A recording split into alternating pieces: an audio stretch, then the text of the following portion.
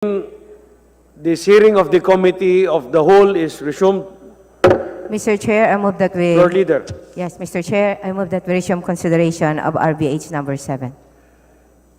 There is a motion to resume consideration of our resolution of both houses number 7.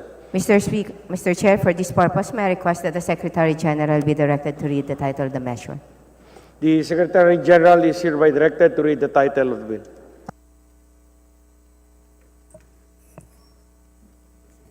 Resolution of both houses number 7, a resolution of both houses of Congress proposing amendments to certain economic provisions of the 1987 Constitution of the Republic of the Philippines, particularly on Articles 12, 14, and 16. Floor Leader. Mr. Chair, before we proceed, we would like to acknowledge the presence of our invited resource persons. They are ASEC Attorney Agaton Teodoro Overo, Assistant Secretary of the Department of Trade and Industry, Attorney Alfredo A. Garbin, the Executive Director of ACO Bicol Party List, and Attorney Adrian Agbon from the Department of Finance. Okay, good afternoon to our resource persons. Welcome to the House of Representatives. Thank you for joining us. Mr. Chair, I move that we recognize the the gentle lady from ACT Teachers, the Honorable Franz Castro, to continue her interpellation. Representative Franz Castro, you have the floor. You may proceed with your interpellation. Thank you, Mr. Chair. And may I also request the Majority Floor Leader to answer my questions, Mr. Chair. Okay, so kanina, Mr. Chair, no, pinag-uusapan natin yung mga procedure.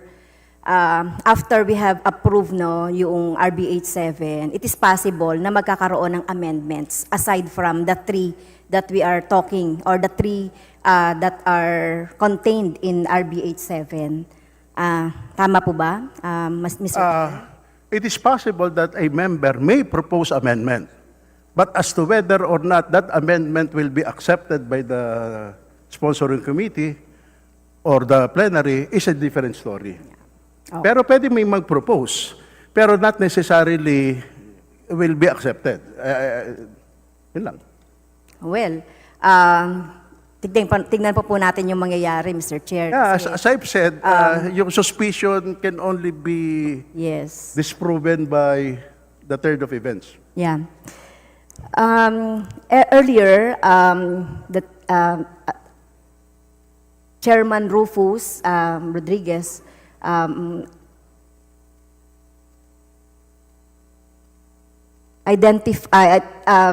brought out about the resolution on both houses, number 2, during the time of SB, Speaker SB.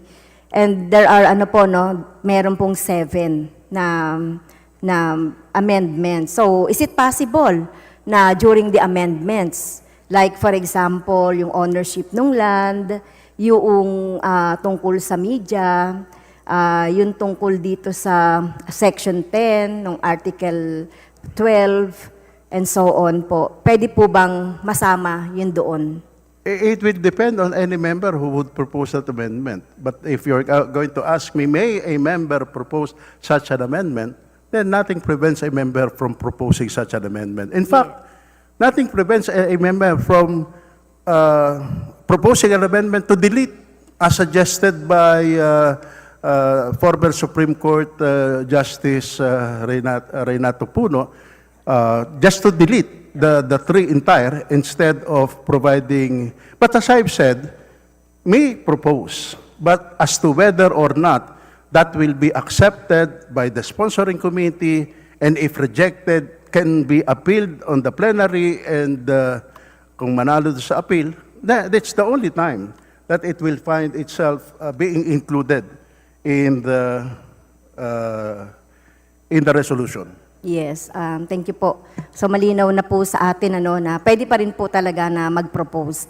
As provided, talagang there is nothing cynical about that, and wala hong masama doon because it's a procedure allowed by our rules. Yes. Kung very substantial amount of amendments nga po. So, for example, 3 lang yung nandito, and then you will propose 5 na nandoon. Pwede ba mangyari yun, Mr. Chair, dito sa ating procedure? Hypothetical po yan. Hindi ko masagot yung hypothetical kung may mag-propose or not. Hindi ko masasagot yan. Hintayin na lang natin kung may mag-propose, gaano karami, and if it relates to the subject matter being taken up by the resolution. But kung may mag-propose, as I've said, it's a right of any member during the period of individual amendment for that to propose anything. But again, under our rules, subject to the acceptance by the sponsoring committee, or if rejected, can be appealed to the plenary. Okay. Thank you po, Mr. Chair. So this is a committee of the whole, Mr. Chair. So kapag na-approve po ito, yung ating mga amendments, yung ating RBH 7, and kung merong mga amendments, and then magkakaroon ng BICAM, at kung iba po yung magiging version naman ng Senate ngayon na ginagawa, and then later on, nag-BICAM. Kung, Mr. Chair, hindi po nagkasundo doon. So halimbawa, nagboto, here in the House of Representatives, we got the 3/4 of all the members. Pero dun sa Senate, yung kanilang RBH 6 or 7 ay hindi naabot yung 3/4. So, anong mangyayari doon, Mr. Chair? Wala. Ang pinakamaganda example dito, local bill. Yan na lang, para magkaintindihan tayo. Halos lahat tayo may local bill. Na pag napasa yung local bill natin dito, kailangan madala sa Senate, di ba? Kailangan may aksyon ng Senate doon. Pag walang aksyon ng Senate at nirereklamo na maraming kasama, na maraming local bill, pero hindi na-approvean doon, walang local bill. Pero yun po yung local bill. Pinag-uusapan natin, Mr. Chair, ay amendments to the Constitution. As I've said, alam niyo hindi ko malaman kung saan tayo na hindi nagkakaintindihan Dahil ang sinabi ko na nga we are taking this up in the nature of a bill. Parang bill. So, sabihin ko nila, parang local bill. Parang local bill din. Na kaya lang, unlike a bill na kailangan pagka-pirma ng pag inaprubahan ng mga senador, kailangan padala sa presidente para maging batas, it's an amendment to the Constitution. If we approve it by 3/4 vote, at least, and the Senate 3/4 vote, hindi na kailangan pumunta sa presidente ito because it's not a bill. Kung hindi, papadala na sa COMELEC to schedule a plebiscite. I understand, Mr. Chair, yung yung position po ng ating majority floor leader. So, it is not a bill. Yun nga po yung sinasabi ko, this is a constitution. So, hindi ganun kasimple po yung ginagawa natin, na tayo ay nagpo-propose, and then later on, ititreat natin ito as a bill. So, yun nga po, baka mabara tayo just in case na... Kaya nga papadala natin ito sa COMELEC for a plebiscite Kasi kahit na naaprubahan natin ito... No, Mr. Chair, pag hindi po nagkasundo, pag hindi nagkasundo, di wala. So, wala po tayo. Kaya nga sabi ko nga, parang local bill nga So, is it possible, Mr. Chair, that we will magtitipon tayo as Constituent Assembly, yung jointly na? Para isa na lang. So wala nang BICAM na hindi sila... Hindi ko alam kung mangyayari yan. Hindi ko alam. Kung tanong nyo sa akin, is it possible? Then, hindi ko alam. Ako ang tingin ko Ako tatanungin nyo, there is no possibility na mag-meet tayo jointly. Katulad ng nasabi ko kanina, dahil nga doon sa takot na baka may mawalang isang institusyon. Okay. That's all for the general provisions. May isa na lang akong tanong, Mr. Chair, kay Justice, kay Justice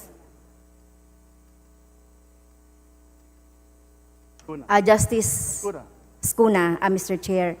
Kasi nandito sa State Policy, Section 19, the state shall develop a self-reliant and independent national economy effectively controlled by the Filipinos. So just in case na maaprubahan po yung mga economic provisions ng both houses, gagawa na po ng enabling law, di ba? Doon sa naipasa po natin ng mga provisions for economic para po hindi ma-violate yung Section 19, so sinasabi niyo po ba na yung hatian or yung equity between the foreign ownership and the Filipino is maximum to 49.51 para hindi po ma-violate. 51 to the Filipino company and 49. So possible po ba, ibig sabihin, yan ay may maximum. So that hindi po natin ma-violate yung Section 19 on the state policies on Article 2 po. Section 19. Mr. Chair, Justice. Justice Ascuna. Thank you, Mr. Chair. Yes, in case of approval of this proposed amendment, it's possible that legislation will reduce the percentage, maximum percentage, will increase the maximum percentage from 60-40 to 51-49, for instance, as an increase of from 40 to 49 for foreigners, 51 would be Filipino. Okay. So yan na po yung maximum, Mr. Chair. So hindi po posible yung 100% ownership. Kasi mababiolate yung Section 19 of Article 2. So hindi, Mr. Chair, so Justice, hindi mababiolate po yung Section 19 of Article 2 kapag 100% foreign ownership doon sa tatlong provisions. The legislation could also provide for 100% foreign ownership. It's up to Congress, actually. It becomes changeable by legislation. So what is the implication of that to Section 19? Ano po yung magiging implikasyon niyan, Mr. Chair, doon sa Article 2, Section 19 of the Constitution?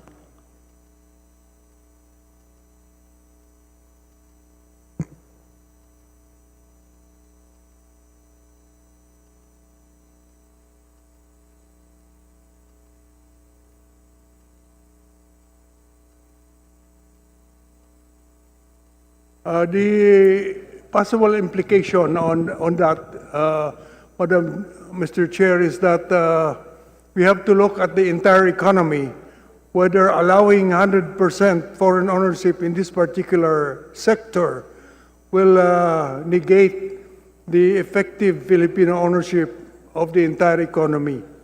It's up to Congress to look at that balance, really.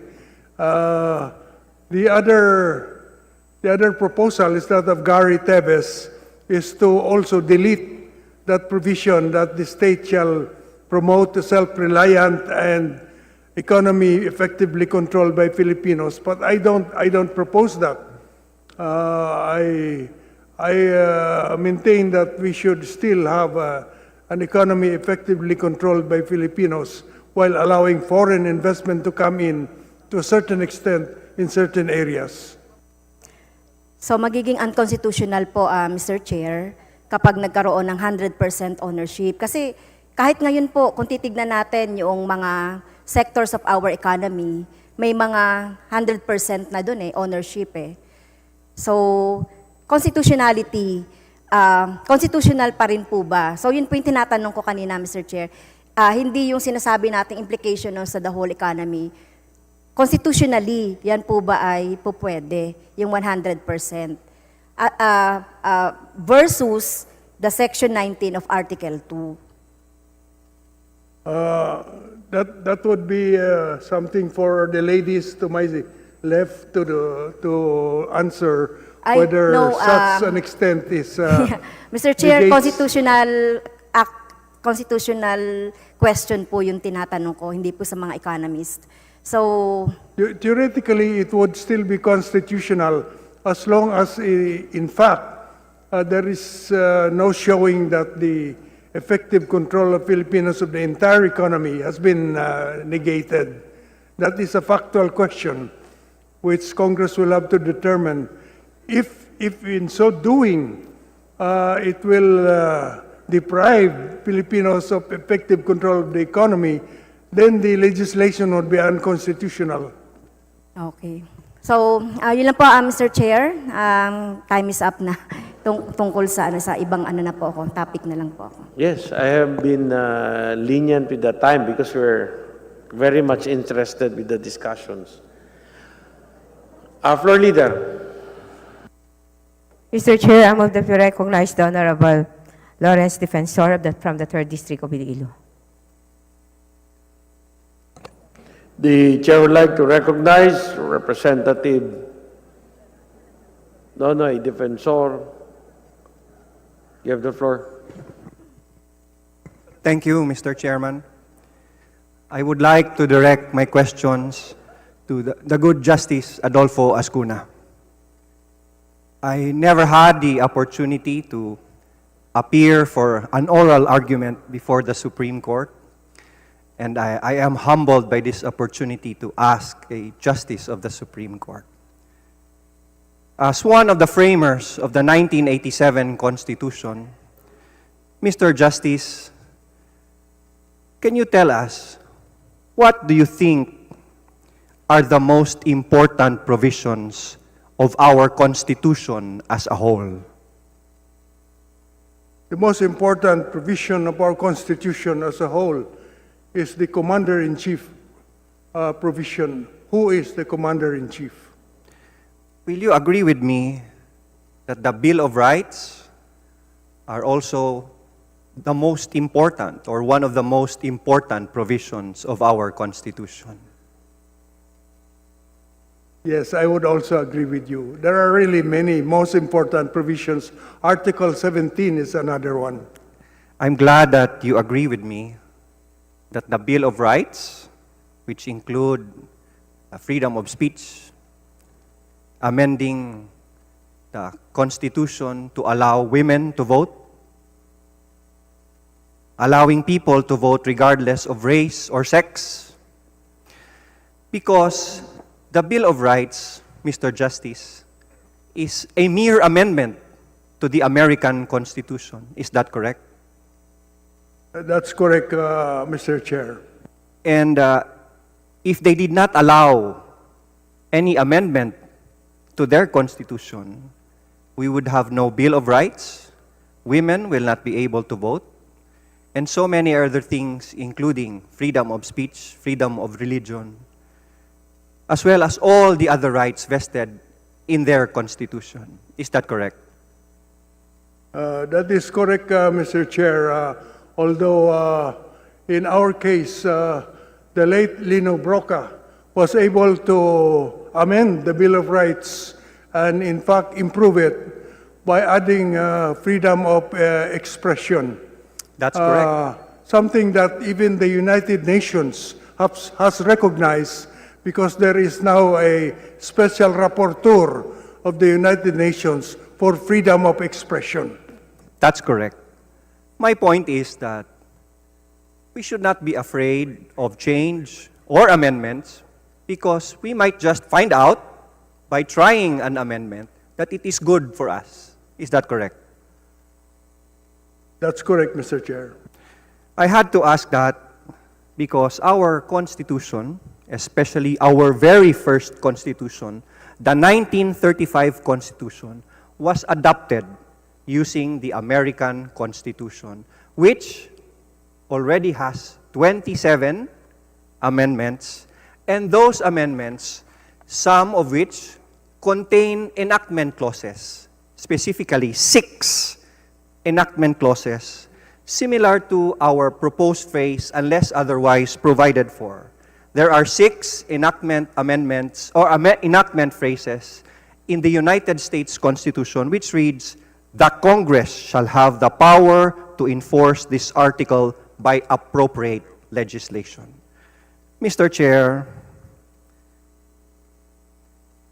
before we used to think that the world is flat, We used to think that everything revolves around the earth. But people stood up on the right side and stood up for what is correct.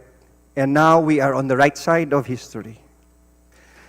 Going further to the phrase, unless otherwise provided by law. There is a concern or an issue raised that the phrase, unless otherwise provided by law, could be construed as another form of amendment to the Constitution. And that it was raised that why don't the authors themselves already fix the limits for equity of foreign investors? Mr. Chief Justice, just to give the members and the public a better perspective of what we are talking about, can you distinguish for us in very plain language what is legislative power and what is constituent power?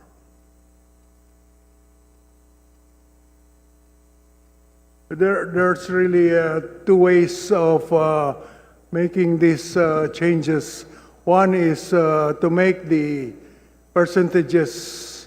Sir, sorry to interrupt you. As a justice of the Supreme Court, we respectfully request that you distinguish for us, in the simplest terms, what does legislative power mean and what does constituent power mean? The legislative power is the power to make ordinary laws, whereas constituent power is the power to propose changes, amendments, or revisions in the Constitution. And by that, do you agree with me na kapag sinabi nating nagpo-propose tayo ng amendment sa ating konstitusyon by inserting the phrase, unless otherwise provided by law, that is an exercise of our constituent power. Correct?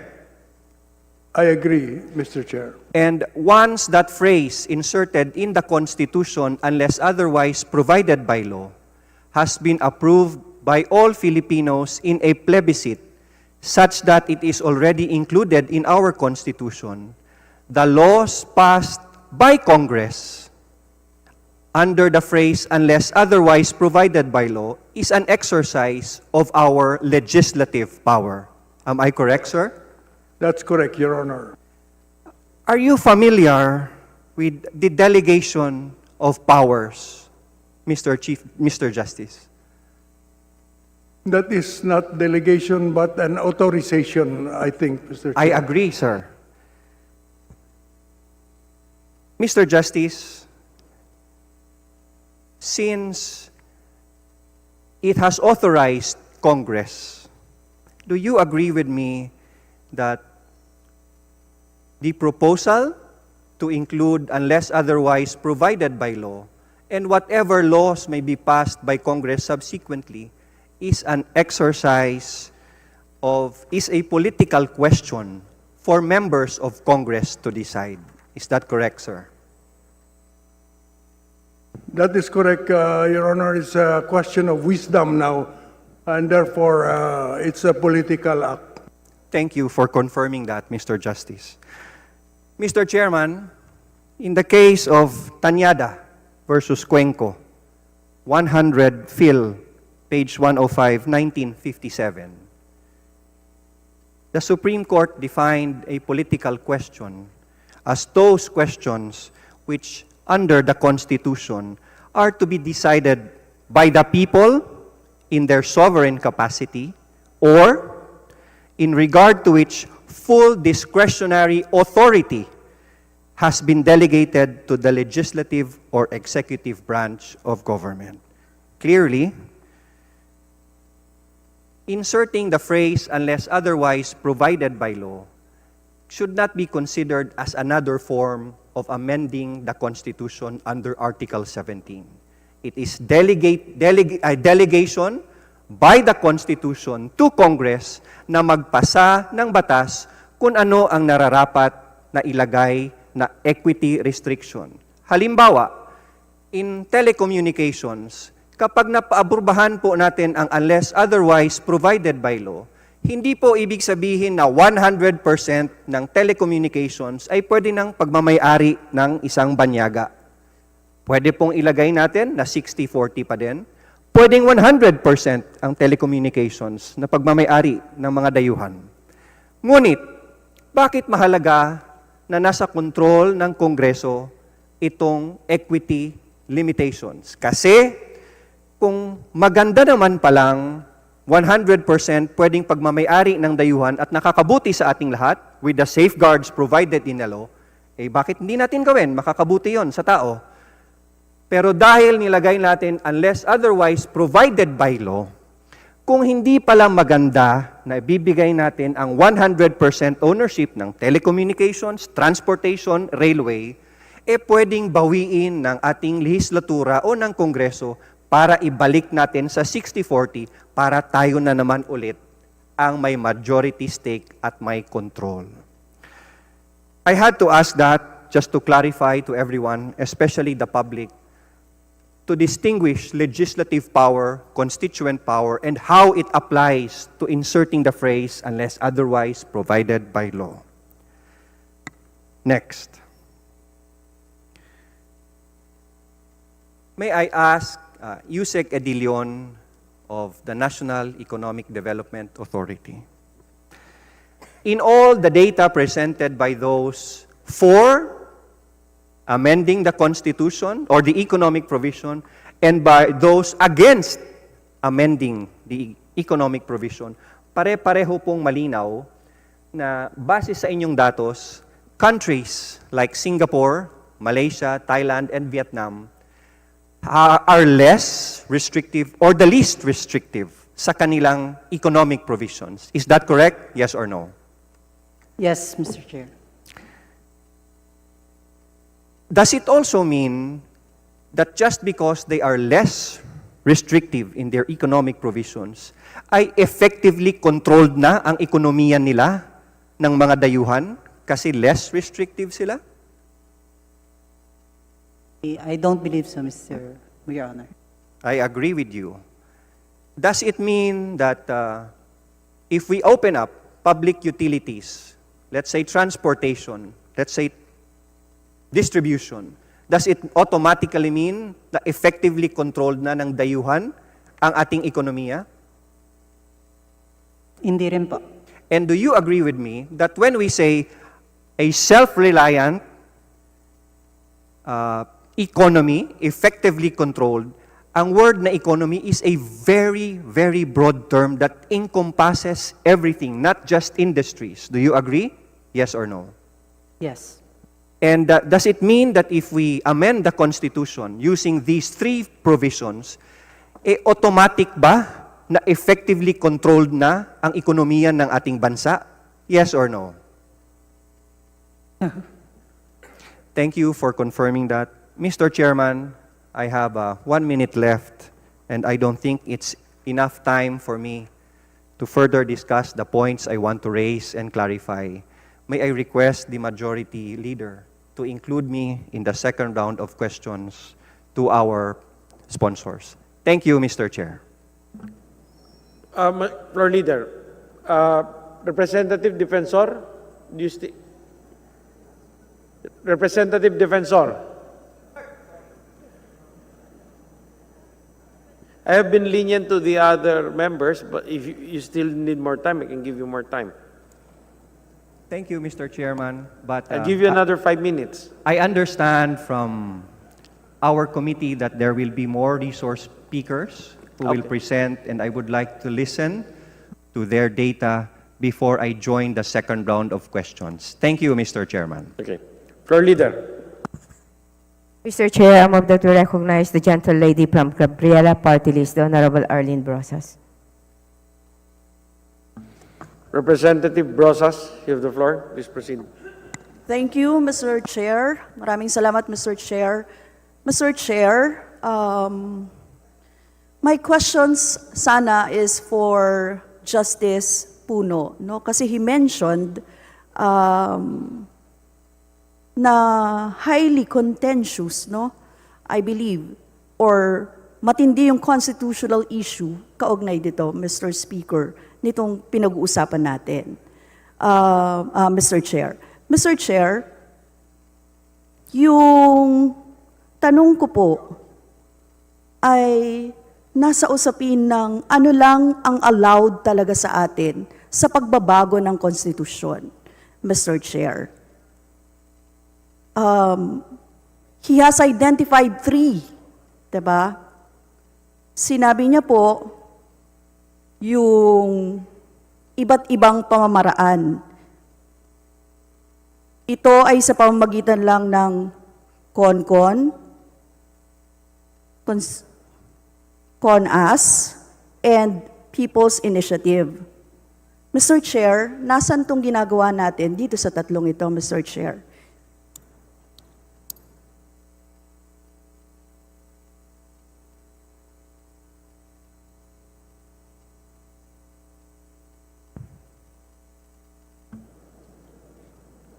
In exact wordings, Mr. Chair, saang mode ito sa pagbabago ng konstitusyon? Well, as we have previously answered the same question, Speaker, it is found in the Constitution. Sabi mo nga na under the Constitution, Congress may, by a vote of 3/4 of all its members, may propose amendments sa Constitution by a vote of 3/4. That's the first mode. Diba? Second mode is the Constitutional Convention. And third mode is the People's Initiative. We are effectively within the first mode. Because, sabi, Congress may by a vote of 3/4 of all its members propose amendment or revision. And that's exactly what we are doing.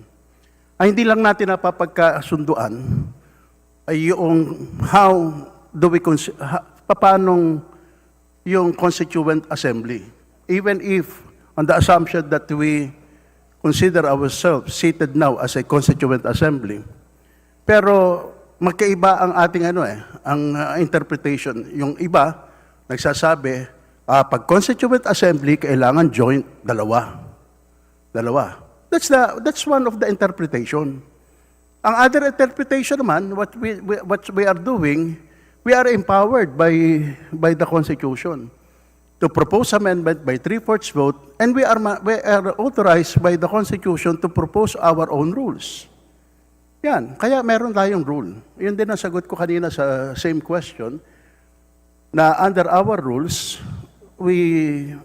dinigay natin doon the manner of proposing for a constitution. So, if you're going to ask me where in the Constitution does it provide or authorize yung ginagawa natin, the first kind. Because that's exactly what we're doing. Pero if you want us to be seated jointly with the Senate, that's another question. Then kaya nga may nagsasabi na baka pumunta to sa Supreme Court later, then we welcome. We welcome talaga. Ganun talaga eh. Alam naman natin that any disagreement on a legal issue, the final arbiter will always be the Supreme Court. Yes, Mr. Chair. Kung ito pala ay kukwestiyonin sa Supreme Court, dahil may maaaring magkaroon ng constitutional challenge, bakit tayo, Mr. Chair, nagtatalakay ng ganito? Hindi pa natin nare-resolve itong procedure na ito, yung paraan. And that's the only way of doing it eh. Because otherwise, kung hindi natin gagawin ito, then your guess is always as good as mine. Palaging gano'n lang ang mangyayari sa atin. Diba? Kaya nga, we have to give the final arbiter a chance to rule on the matter. For all we know, hindi natin, walang mag-question, pero may nangako nga sa akin kahapon, pupunta sila sa Supreme Court. Why not? Talagang dapat eh. Otherwise, kung hindi mariresolve na ng Supreme Court, kung halimbawa, ma-approve natin ito, ma-approve natin ito, mapunta sa plebiscito, wala na question sa Supreme Court, then that's it. Yun na. Pero kung may mag-question sa Supreme Court, then we will wait kung ano ang magiging desisyon ng Supreme Court. At kung ano ang magiging desisyon ng Supreme Court, sabihin ng Supreme Court, hindi pwede yan dahil kasi talagang you should jointly assemble. Then alam na natin later na we cannot do it in any other manner than as interpreted by the Constitution. Pero kung sabihin naman ng Supreme Court, hindi, tama yan na pwede nyo gawin, then that opens naman the opportunity for next Congresses to do it sa ganitong pamamaraan na perhaps pwede nang itouch nila later yung other economic provisions of the Constitution sa pamamagitan ng ginagawa na nito should the Supreme Court later on finds valid what we are doing right now. But as I've said, we will still wait kung mangyari yun. Pero may mga batas din naman tayong panukalang batas na inaaprubahan dito. May nagsasabi that is subject to a constitutional challenge. But that does not prevent us from enacting that. Kasi kung matatakot lang tayo, na hindi, tatanungin yan later, talaga ba lang mangyayari sa atin? So, we have to really test it. And this is the only manner of doing that. And yun lang. Yes, Mr. Chair, kung aabot sa constitutional challenge, itong usapin na ito, mas tatagal lalo yung usapin na ito, Mr. Chair. No? Definitely, Mr. Chair, kasi we do not agree with this kind of pamamaraan, Mr. Chair. Exactly. I don't think so na ito ang tamang paraan to go about the change of the Constitution. At tingin po namin, we are violating yung paraan na ito if we continue na ganito yung pamamaraan, Mr. Chair. So, Mr. Chair, kung number 1 pa lang, may constitutional challenge ka na, second, nag-uusap pa tayo ng iba pa yung laman. At yun yung sinasabing economic provisions, Mr. Chair. So, yun, Mr. Chair, we want to put it in record na hindi dapat tayo nagde-discuss ng ganito kung if it is not one of the mga pamamaraan na in-identify ng pagbabago ng konstitusyon, Mr. Chair. Second, Mr. Chair, my question. Kasi kanina simple lang yung tanong ko in exact wordings, nasaan yung pagbabago ng konstitusyon. Sabi po sa atin, nasa number 1. Pero kanina, I keep on hearing na parang ordinary bill lang ito na dinidiscuss natin. Na hindi naman. Parang ganyan, Mr. Chair. So, yun lang. I would like to put it in record na gano'n. Second, Mr. Chair, yung constitutionality din ng usapin ng paggamit ng unless otherwise provided by law. Hindi ba this is another constitutional challenge, Mr. Chair? Sabay-sabay na yun. I-challenge na lahat yan. Pag na-aprobahan niya, i-challenge na lahat yan. And then at the end of the day, there will be a resolution, one way or the other. But as I've said, I may disagree with you, but I cannot, and you may disagree with me, but until it is finally decided by the Supreme Court, then as I've said, your position is as good as my position. So, yun. We are doing ourselves a favor. We're doing our country a favor na finally, kung madala to sa Supreme Court, then finally, once and for all, mariresolve na yung issue na yun. Sabi mo nga, magiging matagal na proseso. 2 dekada na tayo nag-iintay. Mahigit 2 dekada tayo nag-iintay. Ano pa ba naman mag-iintay tayo na ilang taon pa para lang ma-resolve itong issue na to? Yes, thank you, Mr. Chair. Mr. Chair, yun lang yung sinasabi ko. 2 constitutional challenge na yung haharapin natin. Mr. Chair, I would like to know, kasi hindi naman natin alam yung minds ng framers ng Constitution, Pero meron tayong mga proceedings, even during the Constitutional Commission, CONCOM proceedings, no?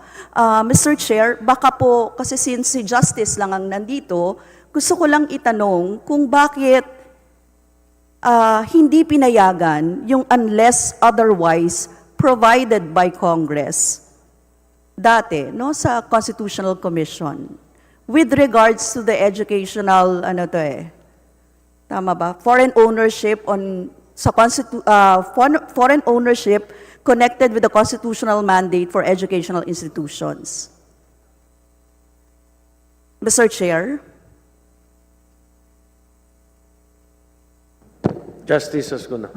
Yes, the question is, bakit yung unless otherwise provided by law, what is the effect or why is it? It was expunged, di ba, Mr. Chair?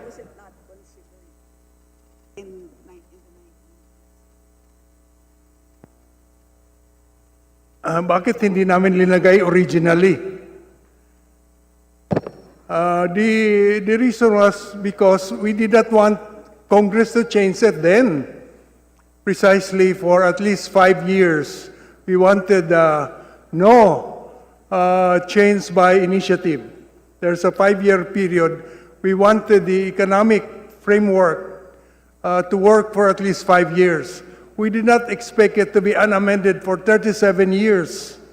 So, medyo, ang time frame na sa mind namin is 5 years. After that, pwede nang amendahin. In kaso nga, hindi tayo nagkaroon ng amendment even on the economic provisions for 37 years. Kaya, dapat ilagay natin na unless otherwise provided by law para it can be changed by legislation. Okay. Thank you, Justice. Mr. Chair, gusto ko lang i-quote, no, sa page 369, volume 4 ng CONCOM proceedings, nakalagay doon, in quote, "At this juncture, may we direct the attention of the authors to the fact that in the earlier version of Article 614, Section 4, Number 2, the phrase unless otherwise provided by Congress headed the first sentence of the provision. However, upon deliberations, this phrase was expunged." Na-remove po. Commissioner Davide provides a succinct explanation on why this was done when he explained that the phrase unless otherwise provided by Congress will now allow Congress to grant a private alien to own an educational institution. It will now allow Congress to not even require Filipino equity in any corporation or association to operate and establish an educational institution. It will even destroy the very exemption which we contemplate to be allowed to educational institutions operated by religious orders or mission boards. So it would really be a retrogression of the highest order. Yun po yung nakalagay na explanation. So may pinoprotektahan kung bakit ganon, Mr. Chair, yung unless otherwise provided by Congress. Now the question is, why are we trying to reinsert the phrase unless otherwise provided by law, when it has been clearly and deliberately excised by the Constitutional Commission during their deliberations, Mr. Chair? Yes, Mr. Chair. Originally, we did not want it to be changeable by legislation, but that was not our intention to do that for 37 years. As we said, we had a time frame in our mind of maybe 5 years for these economic provisions to be unchanged. But that's why we did not want it then to be changeable. So we did not want to put unless otherwise provided by law on these economic restrictions at that time. There was a close voting. There were those who wanted. But what prevailed was to maintain the economic restrictions without allowing Congress to change them.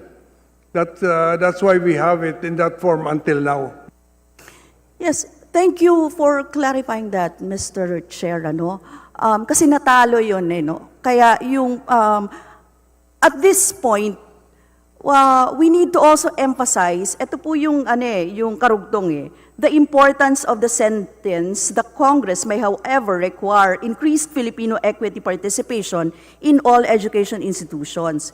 In Article 14, Section 4, Number 2, by including this sentence, the sense of the CONCOM is to prohibit Congress from passing any law that will expand foreign equity shares in educational institutions but allow legislators to increase Filipino shares in the future.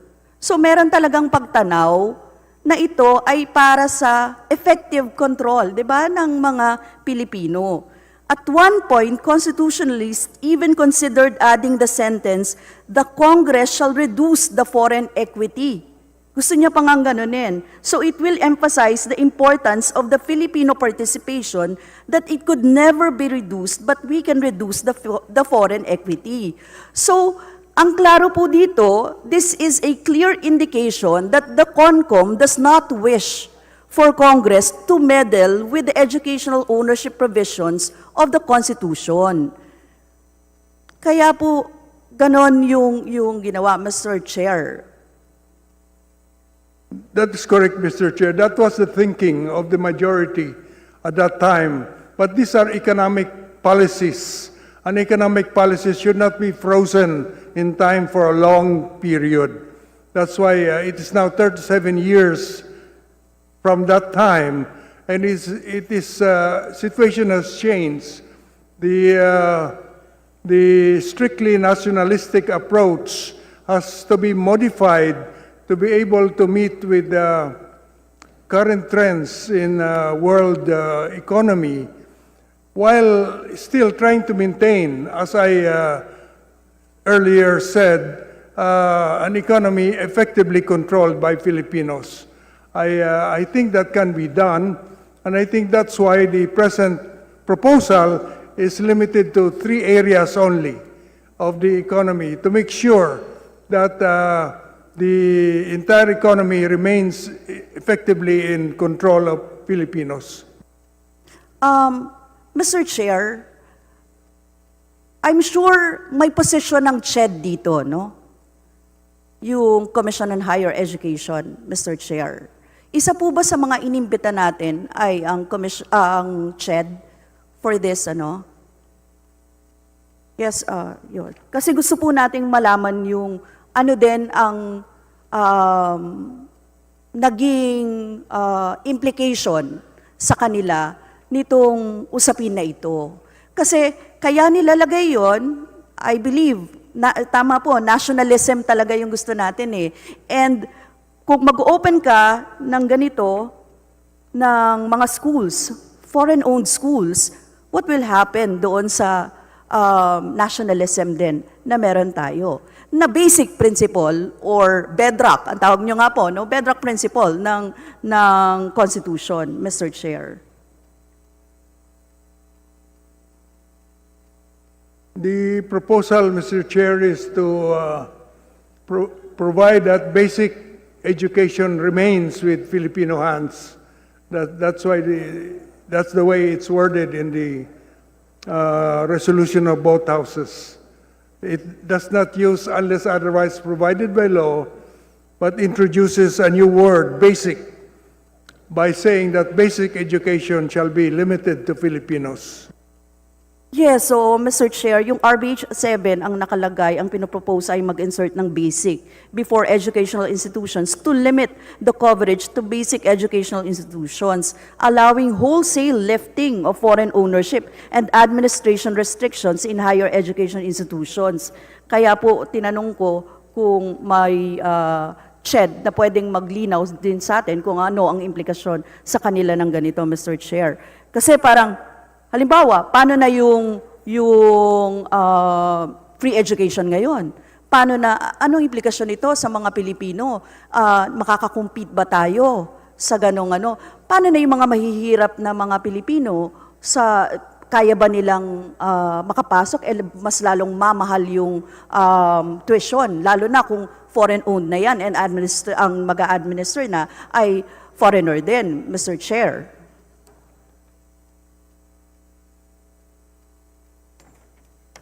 So, how do we protect our own, Mr. Chair? Siguro yun yung tanong sa ganon, Mr. Chair? Kasi parang economic provisions, pero eto nga, sa education, malaking usapin ito, Mr. Chair.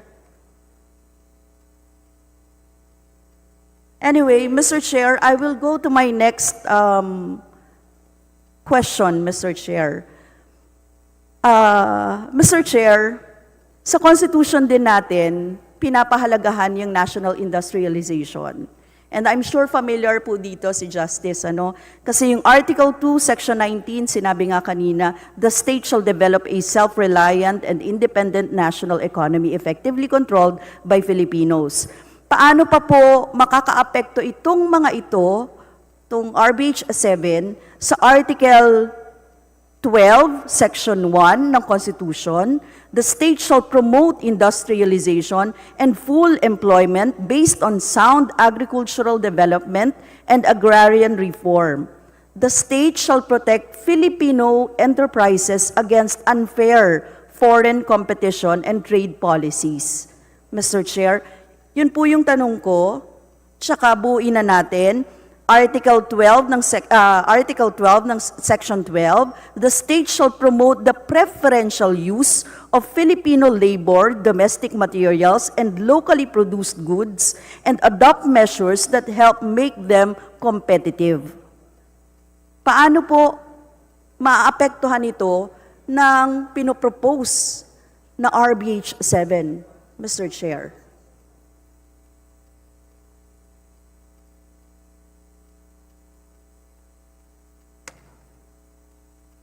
Mr. Chair, the effect of this proposal is merely to make 3 areas changeable by legislation as to the foreign ownership percentages.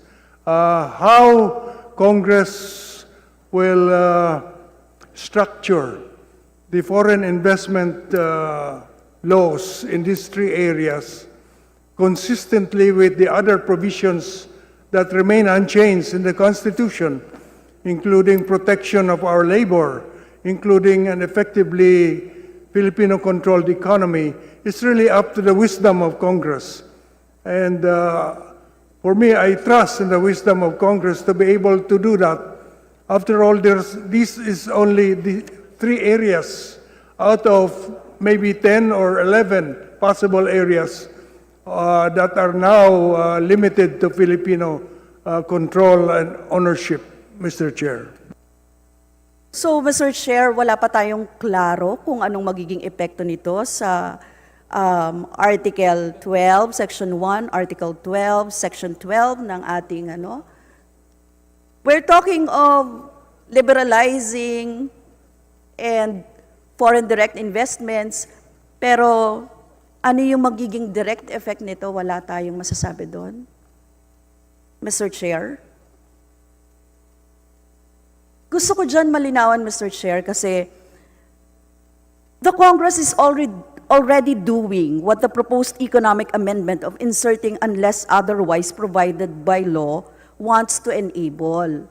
Kasi po, we have passed laws na nababypass nga ng 40% yung constitutional cap on foreign ownership. Ginawa natin yan sa Mining Act of 1995 saka sa Amendment of Public Services Act in 2022. But of course, sa Amendment of the Public Services Act in 2022, meron din dyan constitutional challenge. Naka-petition yan sa Supreme Court ngayon, di ba, Mr. Chair?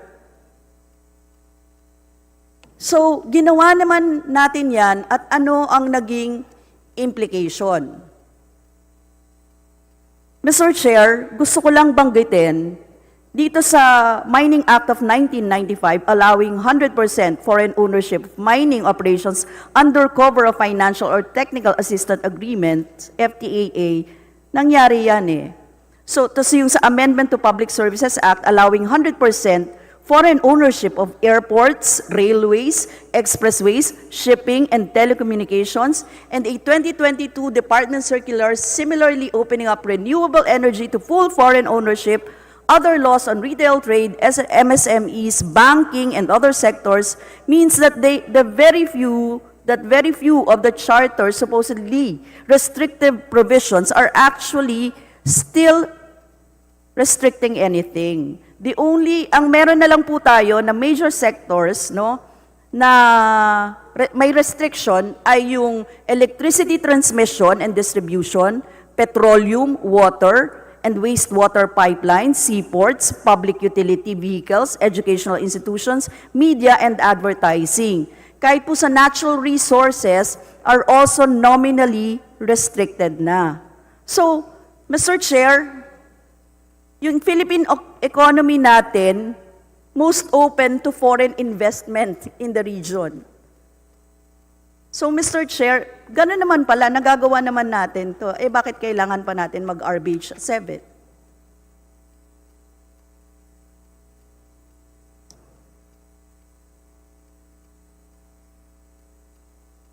Mr. Chair, the proposal, if approved, would simply allow Congress flexibility. They don't have to change anything. If they feel that foreign investment is already taken care of under existing laws, they don't have to make a new law, but they can if the need changes. Because economic facts change very fast, especially nowadays. So if there's a need in the future to go further than what our present laws provide, then Congress can respond. At least in these three areas, there is flexibility given to Congress. It's not maybe necessary today, but it could be necessary next year.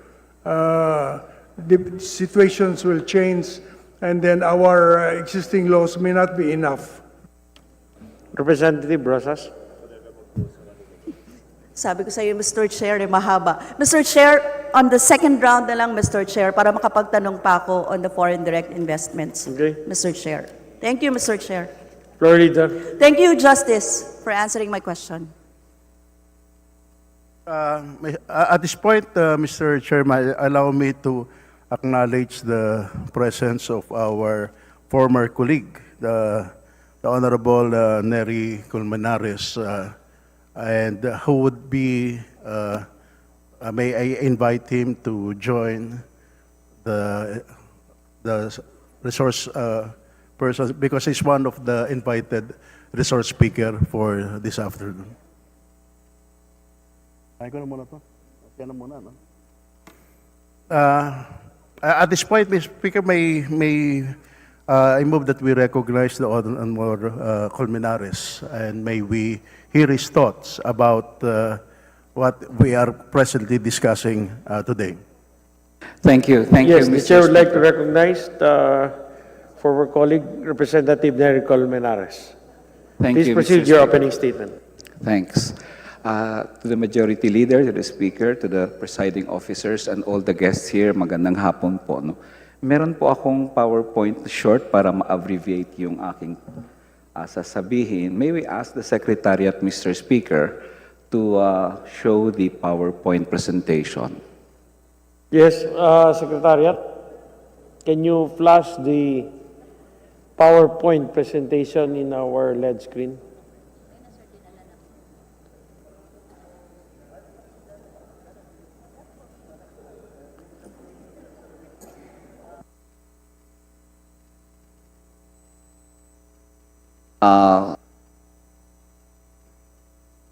Okay, thank you. The PowerPoint, Mr. Chair, is to tackle at least two to three issues, Mr. Chair. One is general, the other is on public utility and the last one is on education. But I was just informed by the majority leader, Mr. Speaker, that nakahati daw yung mga topics. So I'll just delve into the general right now, Mr. Speaker, at bukas na po yung public utility. So thank you. If I may. Yes, thank Yes, you, please Mr. proceed. Speaker. So please, can we go to the fourth slide, please? Next. Okay. So I'll comment on the general aspect, but my comment, Mr. Speaker, is on the issue of whether or not a constituent assembly can be convened without a joint assembly, Mr. Chair. My opinion, Mr. Chair, is that there is no fourth mode of proposing amendments to the Constitution. There are only three modes. And the Constituent Assembly, as outlined in our Constitution, requires the joint, that both houses of Congress jointly assemble but voting separately. The reason for the wisdom of the Constitution's provision on a joint assembly, Mr. Speaker, is that the wisdom of the members of the House, the local delegates of the various provinces and districts, will be combined with the wisdom of national leaders in the Senate, Mr. Chair. The views of local members of the House and the national members of the Senate would be very, very important in coming and arriving at a very intelligent discussion on the proposed amendments to the Constitution. So that's where I'm coming from. In fact, Mr. Chair, all bodies tasked with proposing amendments to this Constitution has always jointly convened. If we look at the 1935 Constitution, Mr. Speaker, Congress in joint session assembled by a vote of 3/4 of all the members of the Senate and the House of Representatives voting separately may propose amendments. That is the 1935 Constitution, Mr. Speaker, and because it is a bicameral Congress, naturally, they have to vote separately, but they still are required to jointly assemble. 1973 Constitution, Mr. Chair, Mr. Speaker, any amendment to or revision of the Constitution may be proposed by the National Assembly upon a vote of 3/4. And in that case, Mr. Chair, the discussions of the National Assembly is joint in the sense that they discuss and debate among themselves. There is no one part of the National Assembly meeting somewhere, another part meeting somewhere, but they convene jointly for that. Next slide, please.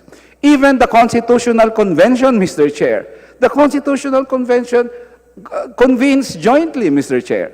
There is no such thing as a con-con to the left or con-con to the right, but the law itself, if you look at RA 6132 of the Constitution that promulgated the law for the 1971 Constitutional Convention, it says there, the President of the Senate and the Speaker of the House shall jointly preside at its opening session. Meaning to say, the Constitutional Convention must, of course, jointly convene. So what happened now if under a bicameral Congress, a unicameral Congress, or in a Constitutional Convention, all of them jointly assemble? Why now do we have this invention that says, oh, they need not convene jointly? There are problems there, Mr. Chair. Sa aking tingin lang, pag sinabing Constituent Assembly, mag-assemble po talaga ang Constituent Assembly. Next slide, please. Ngayon, ang nakalagay sa Constitution natin, any amendment to or revision of this Constitution may be proposed by the Congress upon a vote of 3/4 of all its members. For us, Mr. Speaker, clear yan. Verba legis yan. Very clear because we are a bicameral legislature. Then, talagang we follow the 1935 Constitution. But, sige na. Kung sabi nila hindi ganun ka-clear whether it convenes jointly or separately, let's go to the next part, kumbaga, the other way of constructing laws, Mr. Speaker. Well, let's go into the spirit and intent of this provision, whether it contemplates a joint session or a separate session. Mr. Chair, there were hearings here in the House, and there were framers of the the 1987 Constitution who admitted during the hearings here in the House that they inadvertently failed to change the provision of the amendatory process when there was a decision for a bicameral legislature, Mr. Chair. And when asked, Mr. Chair, what were they intending to do had they not inadvertently failed to change the provision, the answer, Mr. Chair, of at least the framers who were attending the congressional hearings was, they will just simply cut and paste the 1935 Constitution and put it in the 1987 Constitution. Meaning to say, Mr. Chair, the intent of the framers of the 1987 Constitution is to follow the 1935 Constitution. And the 1935 Constitution clearly states that it must be in joint session assembled. So, Mr. Chair, Mr. Speaker, that is the essence of what I'm saying, that not only the clear meaning of the law, of the provision under a bicameral legislature, but even the spirit and intent of the framers of the Constitution says that they have to convene, the Congress has to convene jointly in a CONAS. And lastly, Mr. Chair, that kind of, the fourth mode will create a lot of complications, Mr. Chair, Mr. Speaker, because the Constitution never mentioned that the President and the bicameral committee has any role at all in proposing amendments to this Constitution. The only Constitution in the Philippines, Mr. Speaker, that allows the President to propose amendments to the Constitution was the Malolos Constitution. After the Malolos Constitution, Mr. Speaker, the President is no longer allowed to interfere in any proposal to amend the Constitution. So, now we have the fourth mode. If there is a fourth mode and there's a discrepancy between the Senate and the House version, will there be a bicameral committee hearing? Mr. Speaker, Mr. Chair, I do not think that the Constitution contemplates a bicameral committee proposing amendments to this Constitution. That is really unheard of, Mr. Speaker, Mr. Chair. And secondly, can the President veto a proposed amendment to the Constitution? After all, the rules of the House state that this is like passing a law. Well, if it is similar or akin to the passage of a law, Mr. Speaker, then the President can, of course, veto such law. So the question is now being asked, the proposal of the House and the proposal of the Senate, does that require the imprimatur of the President? I don't think so, Mr. Speaker. The President and the bicameral committee has no role at all in the proposals to amend the Constitution. Only Congress, through the Constituent Assembly, is allowed to do so by the Constitution, other than, of course, the Constituent Assembly and the People's Initiative. So, in that sense, Mr. Speaker, next slide, please, and I think this is the last slide. The proposal, Mr. Chair, is general in a sense because it pertains to all the provisions. It's not particular to the public utility or to the education or advertising, Mr. Chair. My comment on unless otherwise provided by law is, Mr. Speaker, it centralizes a lot of power unto Congress, Mr. Chair, to amend the Constitution. Kasi Congress can pass a law that practically amends the Constitution, Mr. Chair, Mr. Speaker, and I think this should not be allowed and contemplated. So, if a law is passed, Mr. Speaker, for example, in this provision of the Constitution, aliens are not allowed to, say, for example, buy public utilities, and the Congress passes a law to that effect, then Congress is practically amending the Constitution. And this time around, the amendment to the Constitution does not require a 3/4 vote. It doesn't even require a public consultation or a plebiscite. Ang pag-amyenda sa Constitution, Mr. Speaker, is hindi na kailangan ng plebisito, hindi na kailangan ng approval ng mamamayan, kailangan lang po ng approval ng ilang kongresista at mga senador. And of course, Mr. Speaker, needless to say, if that were the case, Congress has the power to otherwise the Constitution. Congress will be buffeted by intense lobbying and lobby money from transnational corporations and many interests, Mr. Speaker, Mr. Chair, to have their beneficial provision in the Constitution. And then the Constitution will now be an ocean of contradictory policies and conflicting paths because there are laws that go contrary to the policy of the Constitution. So for example, there is a law that says, the Constitution says, increase the equity of Filipinos in education. And then suddenly there is a law that says foreigners shall be given administration of these of public utilities or education or educational institutions. So basically, the Constitution on one hand allows or in fact encourages Filipinos to own and or participate in many of our industries, and there's another law that practically deviates from that policy. That's what I meant, Mr. Speaker, when I say once we allow various divergent congressional approval of laws that contravene the constitutional policy, there will be an ocean of contradictory policies and conflicting paths, causing confused and aimless economic direction, and in my opinion, Mr. Speaker, will actually lead to more economic problems on our part. So, in sum, Mr. Speaker, and I end here, in sum, I just pointed out my opinion, Mr. Speaker. One, there is no need, there is no such fourth mode, in my opinion, Mr. Speaker, because the Constitution only allows for 3 modes, and there should be a joint assembly.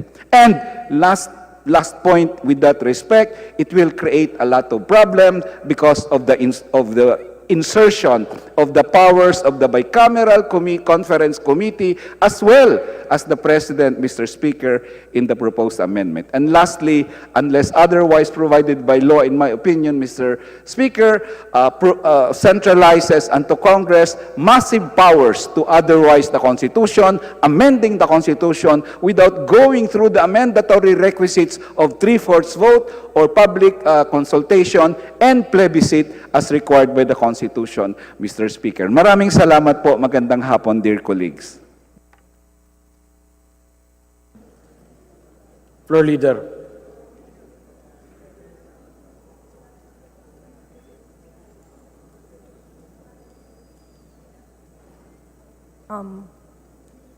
Mr. Chairman, may I move for a few-minute suspension? Hearing is suspended.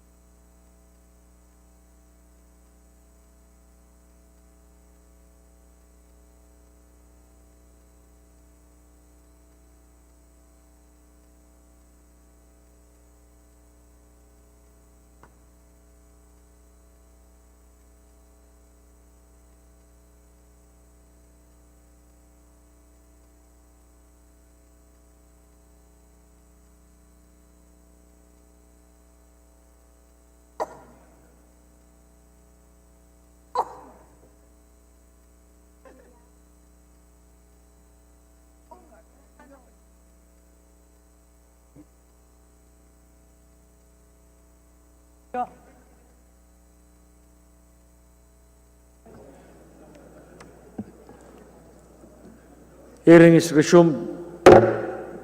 Thank you, Mr. Florida. Chair.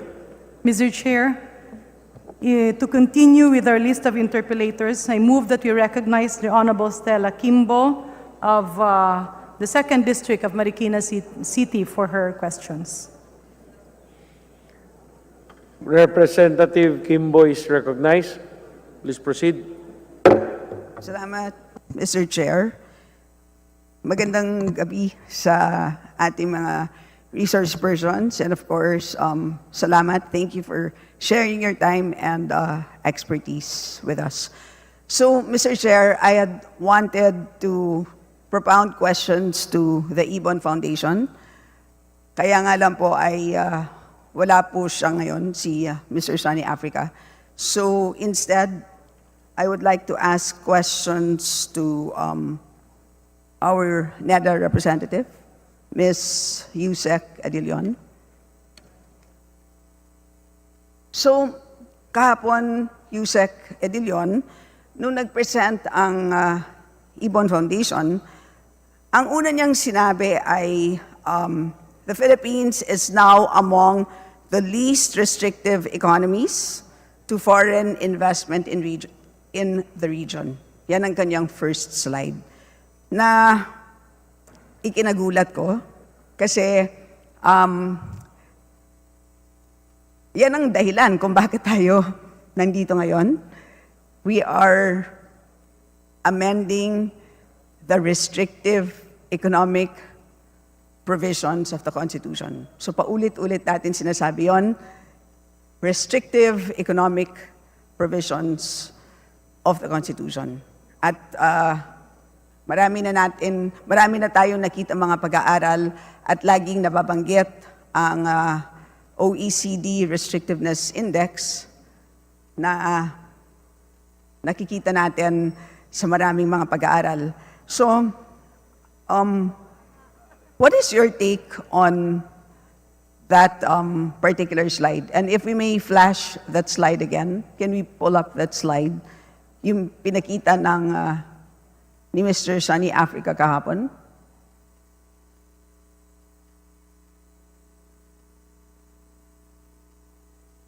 So,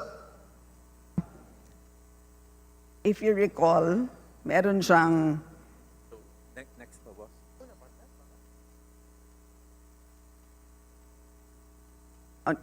That's not what, that's,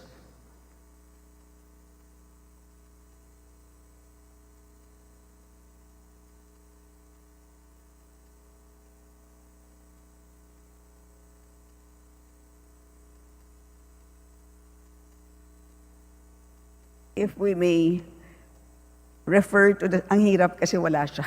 But if we may refer to the slide of Ibon Foundation, the first slide, kung pwede po sana natin ipakita. Yan ang difficulty kung hindi dumadating ang ating resource person.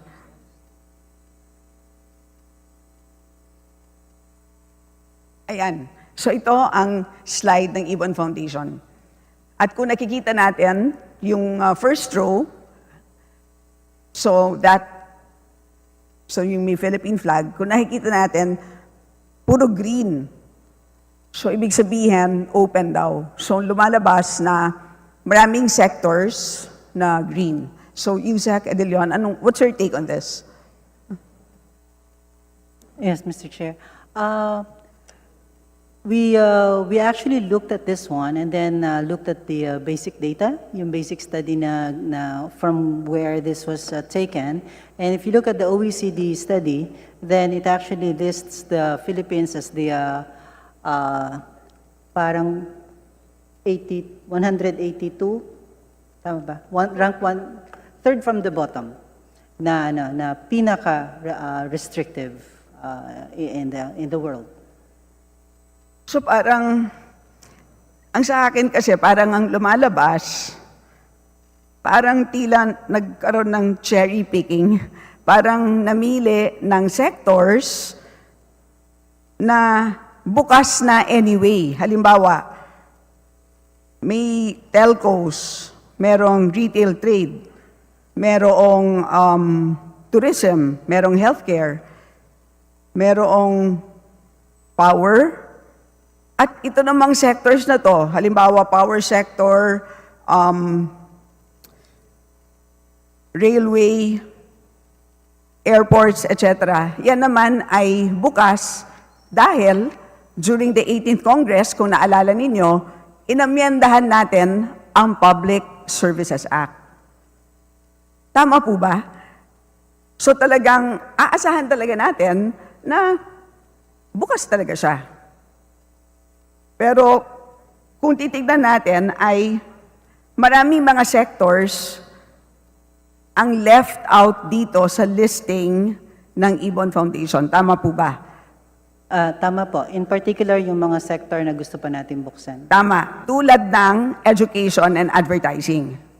So kung inilagay natin ang mga sectors na yan, ay obviously hindi magiging tama ang conclusion na least restrictive ang Philippine economy. Yes, tama po. Okay. And more importantly, ang OECD Restrictiveness Index, is that a robust index? Mr. Chair, it actually has 4 components to it. So yung first one is the foreign equity restrictions. The second one is restriction with respect to employment of foreign nationals. The third one is with respect to procedures, mga protocols, yan. And the fourth one is yung operational, kung gaano kalaki per plant, yung mga ganun. Yung dati nating RTLA, ganun siya. So yung apat na yon. Pero it's being used actually by many foreign investors in trying to decide kung, at saka yung it's really a basis of information for them, how restrictive a country is. Okay. And if the Secretariat can put up my slides, ito naman, yung slides ko na, please.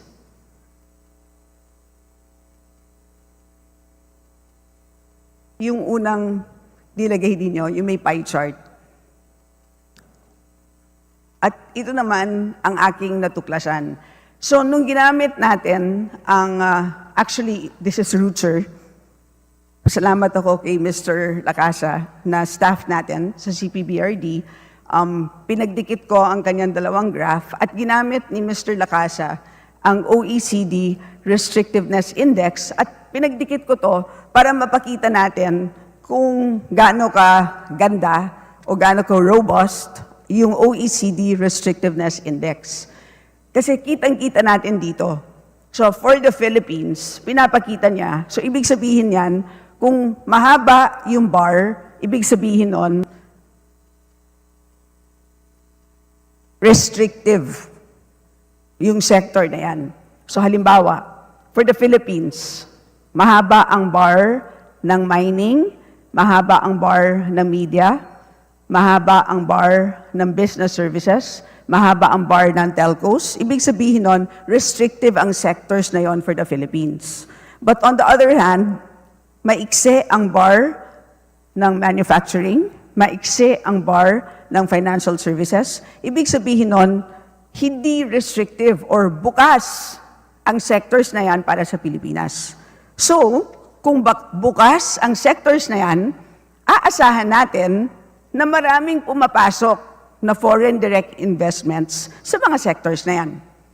So, kung titignan natin ang pie chart, yung pie chart na yan, ang minimeasure ng pie chart na yan ay ang FDIs na pumapasok sa Pilipinas by sector. So makikita natin, indeed, dahil malaki ang slice para sa manufacturing at financial services, ibig sabihin nun, hindi dapat tayo magtaka na dahil bukas ang manufacturing sector at bukas ang financial services sector, nakakakuha ito ng mga maraming FDIs. So ganun kaganda ang OECD Restrictiveness Index. So would you agree with me, Yusek Edilion, na yan na talaga ang gamitin natin na index? Yes, Mr. Chair, Your Honor. Okay, so at least nag-agree tayo na huwag tayo dapat mag-cherry pick katulad ng ginawa ng Ibon Foundation. At pasensya na lang, Mr. Sunny Africa, wala po kayo dito ngayon.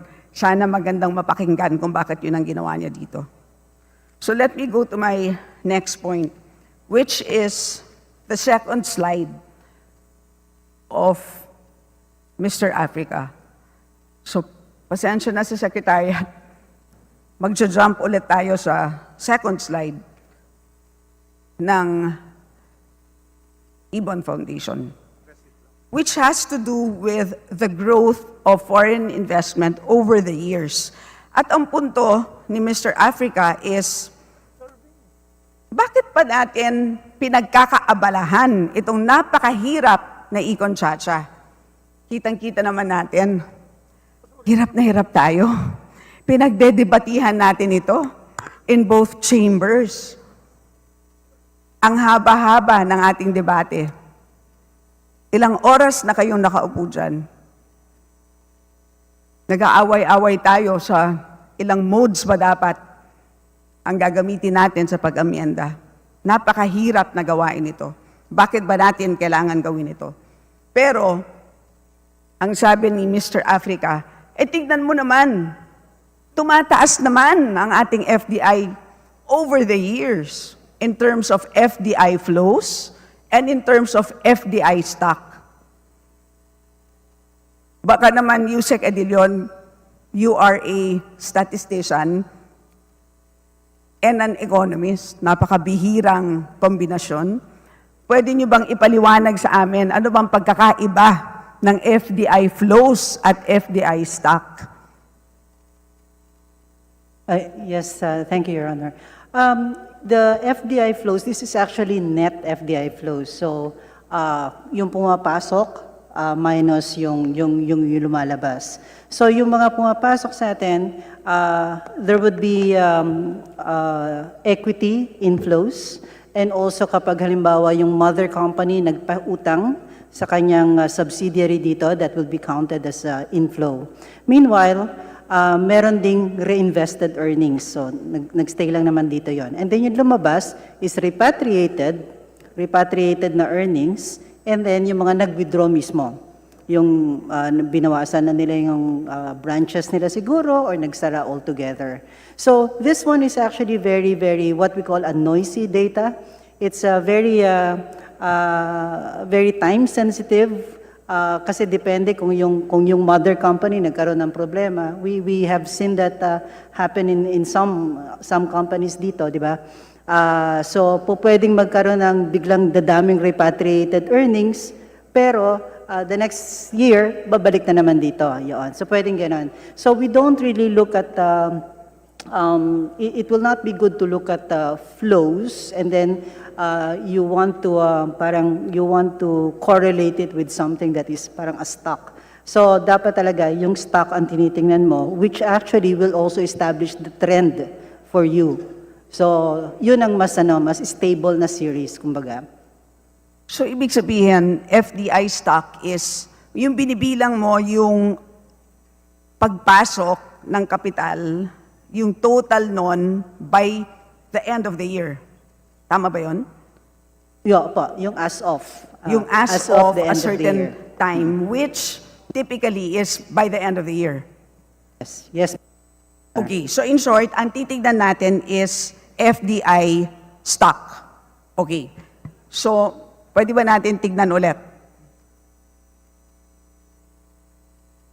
So ang tinitignan natin is yung lower graph. Okay, so ang sabi ni Mr. Africa, ayan, tumataas naman ang FDI stock. Okay, so bakit pa natin ito ginagawa?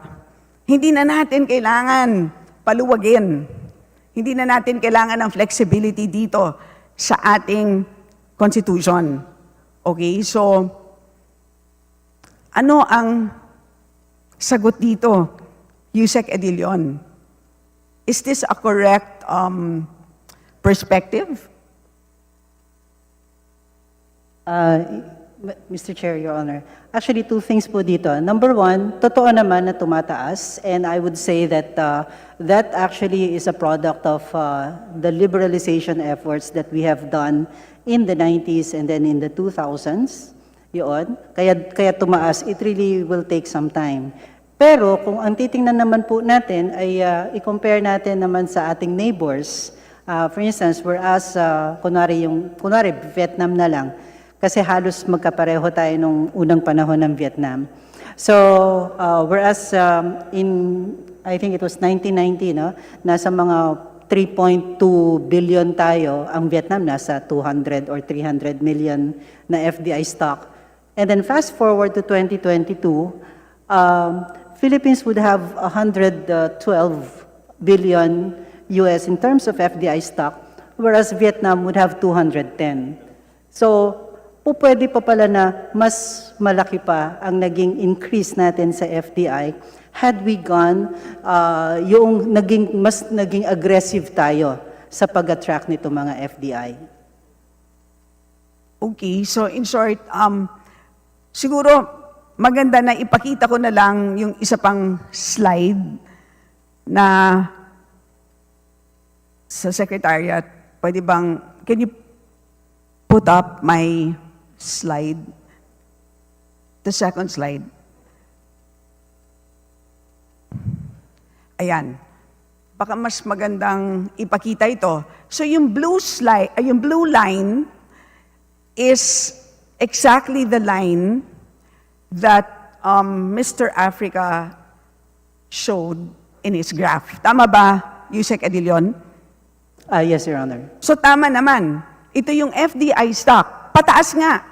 Kaya lang, hindi niya pinakita na relative to our neighbors in the ASEAN, tayo ang pinakamababa. Iwan na iwan tayo. Relative to Vietnam, which is the orange line, Thailand, which is the gray line, Indonesia, which is the yellow line.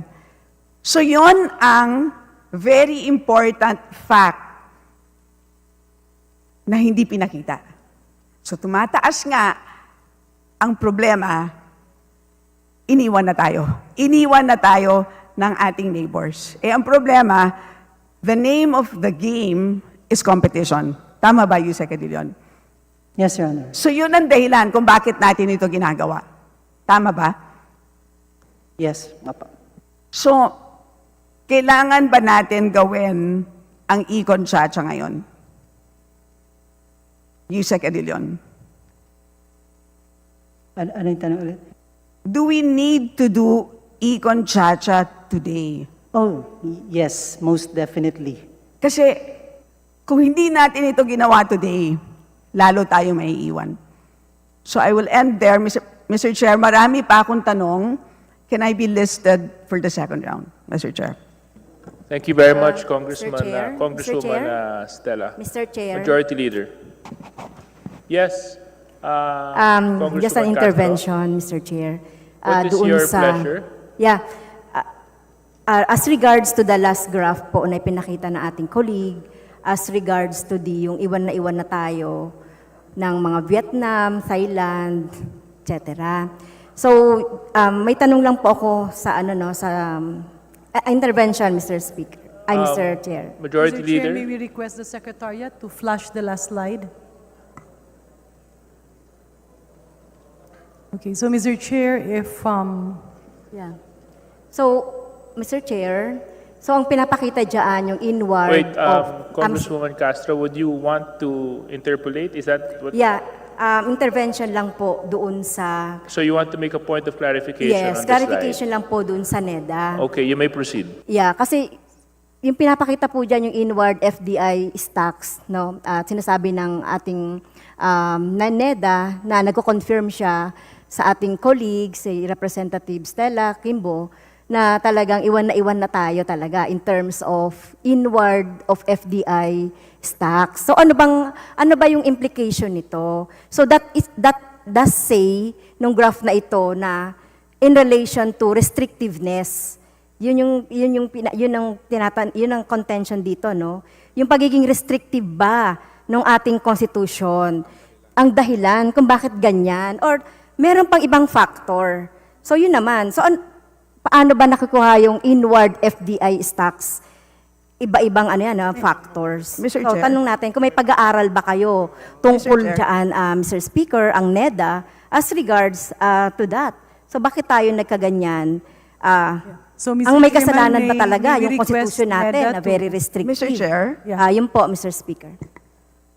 Mr. Yes. Chair, Mr. Chair. let us actually my next question, but because my time is up, I asked to be listed in the second round. So if I could actually pursue that line of questioning, if I could, but in the second No, round. Otherwise, if you would give me Insofar additional as minutes. yeah. Anyway, insofar as the question was directed to you in a slide that you presented, I will allow you to answer and enlighten the Mr. question. Chair, Mr. Chair, Chair, with mukhang record, Mr. Mr. Chair, if I may. Okay. Mr. Yes, Chair. Congresswoman Castro, wait. Yeah, Majority Yeah, Leader. Mr. Chair, if I may, the current status is that it was the time of the Honorable Stella Kimbo, and there were actually follow-up questions. And I believe the next question that the Honorable Stella Kimbo wanted to put forward was brought up by the Honorable Franz Castro. With this, Mr. Chair, may I move that the representative from NEDA be allowed to answer the question of the Honorable Franz Castro.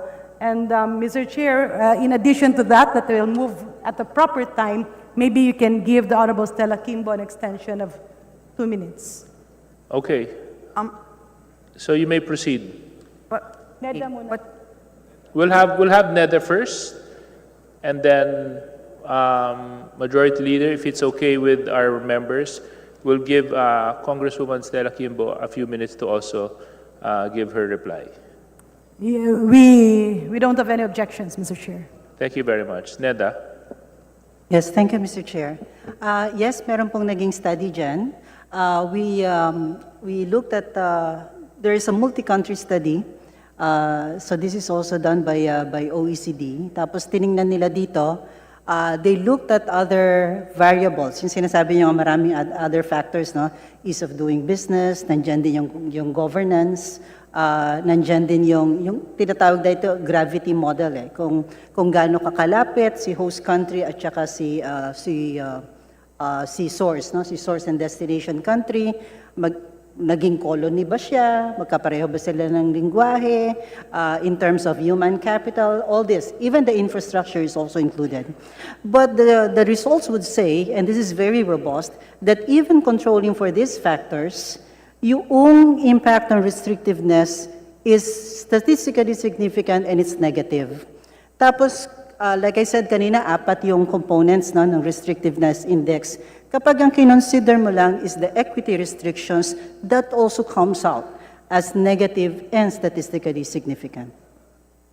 Thank you, Mr. Chair. Thank you very much, Neda. Congresswoman Kimbo.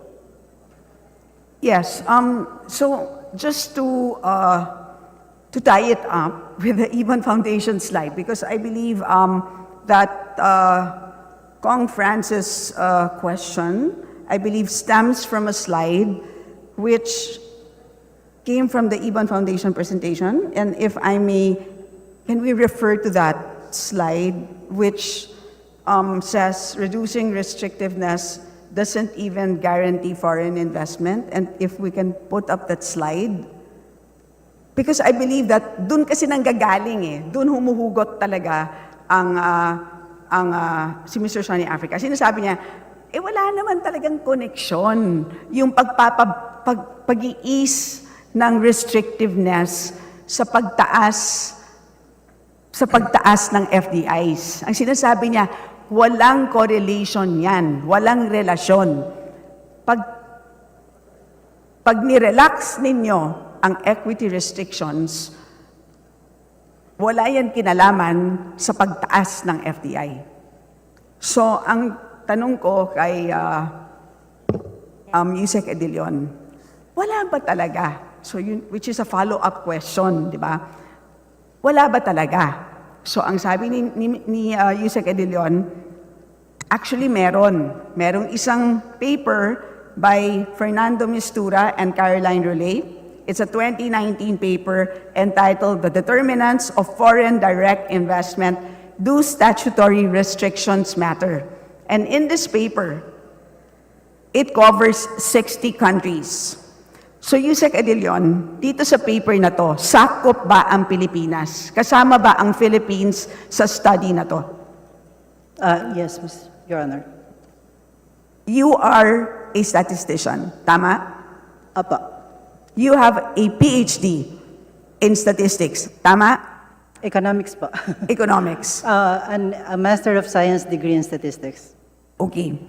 Kong Stella, can we wrap this up? Yes. So, with your expertise, masasabi mo na robust ang evidence dito. Yes, yes, Your Honor. So, may relationship ang pagbaba ng equity restrictions at pagtaas ng FDI investments.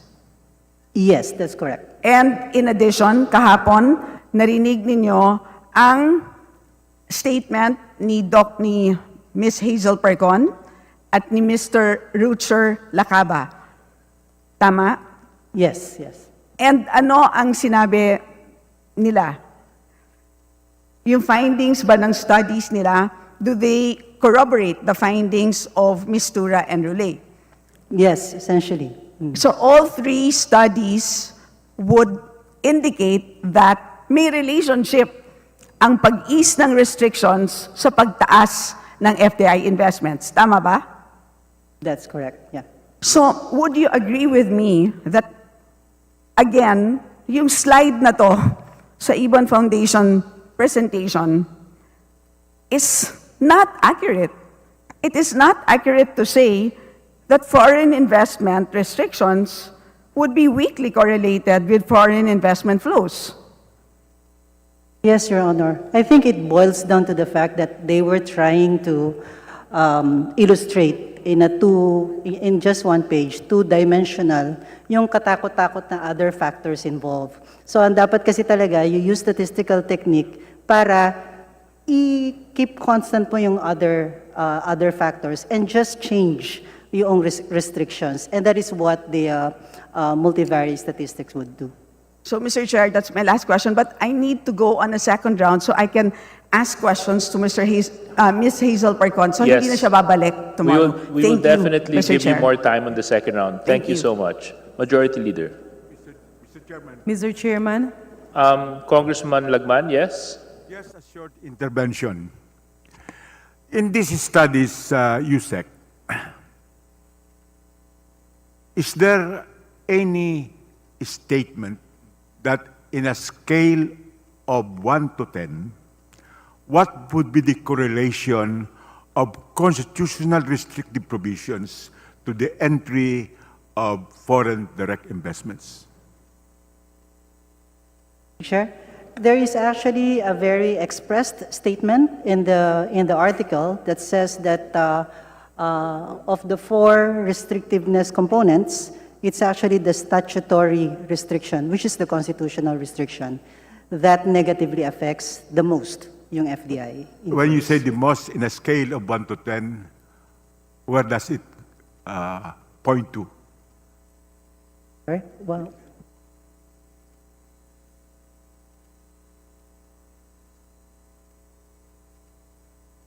the kung yung apat ang i-rank? No. The restrictive constitutional provisions, what is its correlation to the entry of direct foreign investment if you have a scale of 1 to 10? And there is no study yet on that. Minus 0.28 eh. The elasticity is a minus 0.28. So, ibig sabihin, if you are able to, naka-index siya, na? So if you are able to relax by, let's say, 10 percentage points, then tataas ang foreign direct investments by 2.8%. Because there are other determinants That's of right. direct Yes. of foreign direct investments. As we have said previously, ease of doing business, where we are lagging. Then, with the corruption index, official corruption, again, we are lagging behind. Then, in the stability of government policies, again, we are not scoring well. Also, in the infrastructure support investments, as well as the speed of the internet and the cost of power. So there are so many determinants. And I am just asking whether these other determinants could induce more investments if properly addressed, even if we do not amend the Constitution. Please proceed. Mr. Chair, yeah. The thing is, if there's a statutory restriction, then that's the first, that's the first, kumbaga, gate or that's the first barrier na eh. So kung close na siya kaagad by statutory, restrictions, hindi na rin the other factors won't matter. They would matter, of course. Mr. Chair. Even if we remove the constitutional restrictions, if we don't address these other determinants, the investors will not come. Yes, definitely, Your Definitely. Honor. Thank you. Dapat mo nang tanggalin si first barrier. Mr. Chair, with due courtesy to our very good colleague whom I admire, unfortunately, we still have 5 members who would wish to avail of the first round. I am ending my intervention, Mr. Chairman, but I just would like to have a point of information. Yes. Let's allow the point of information to be clarified, and then I'm sure Congressman Lagman will be winding up soon so that we can proceed with our 5 other interpolations. Earlier, a colleague said that the Bill of Rights of the Philippines is virtually patterned after the United States. That was the impression given to us. I think our good colleague overlooks that the malicious Constitution of 1899, which antedated the 1935 Constitution by 36 years, already had the equivalent of the Bill of Rights. That is under the Filipinos and their national and individual rights. Actually, it consisted of 30 articles, from Article 6 to Article 32. Even more than our present Bill of Rights, it only consists of 22 sections. I just would like to make that clear, that we did not actually pattern our Bill of Rights after the American Bill of Rights, but we had already this Bill of Rights 36 years before we adopted the 1935 Constitution. Thank you, Mr. Chairman. Thank you very much, Congressman Lagman. Majority Leader. Mr. Chair, I now move that we recognize the Honorable Raul Daniel Manuel of Party List Kabataan for his interpellation. Congressman Manuel, you're recognized. Thank you, Mr. Chair. Actually, Mr. Chair, meron din akong question sa procedure ng ginagawa natin. Pero since napaka-interesting din nung naging flow ng discussion kanina regarding data na pinresent ng ating mga resource persons, gusto ko na lang ding sundan. Mr. Chair, yung pinakita po kanina na parang table, actually pinrint ko din siya, Mr. Chair, kasi nga interesting yung pinapakita, no, na actually maraming sector sa bansa natin ay bukas na sa mga dayuhan. So, actually better nga naman talaga na andito si Mr. Sunny Africa ng Ibon. Pero, well, in his absence, Mr. Chair, chinek ko na lang din naman, no, ang available na data. And actually, well, tama din po yung na-point out, hindi po kasama dito yung education and advertising. Pero Mr. Chair, if we are to include that, tingin ko, Mr. Chair, hindi niya mababago yung observation na marami naman talagang sectors yung bukas. Kasi Mr. Chair, if we are to check various sectors sa economy, iba-breakdown po natin yung buong economy. Actually po, almost all, Mr. Chair, ay nasa infographic na iyon. retail, financial services. Actually po, kung sa PSA data, Mr. Chair, pinagsama pa nga ang finance and banking. Pero sa table na to, Mr. Chair, ay hiniwalay. Ibig sabihin naka-breakdown pa. Also, Mr. Chair, agriculture and forestry na isang clump lang siya sa PSA data, dito po nakahiwalay din. Nandito din po ang construction, andito din ang transportation, storage, information and communication, public utilities, pati tourism, health, mining. So, ibig sabihin, Mr. Chair, in my own observation, hindi naman po nag-cherry pick kasi nga na-capture niya na rin naman po almost yung buong economy natin. And also, Mr. Chair, regarding the Philippines being among those na mababa po ang FDI flows, ang pinakita po kasi kanina 4 na bansa sa Southeast Asia. Pero Mr. Chair, kung i-compare naman sa Cambodia, Myanmar, tsaka Laos, mas mataas po ang FDI flows ng Pilipinas. Now, moving forward, Mr. Chair, ako kasi, well, tingin ko naman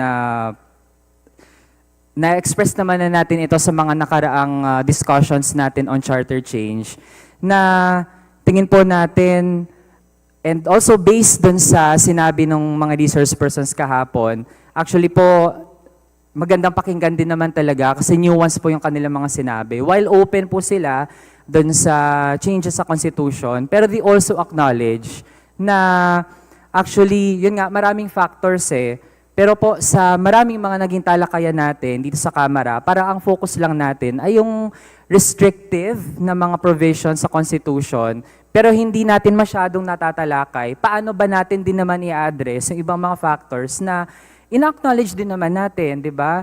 Actually, Mr. Chair, hindi ko na-foresee yung panahon na i-quote ko po ang isang official ng BDO, di ba? Mr. Chair, sa isang Senate session, sabi ng Financial Industry Representative Eduardo Francisco, President po ng BDO Capital and Investment Corporation.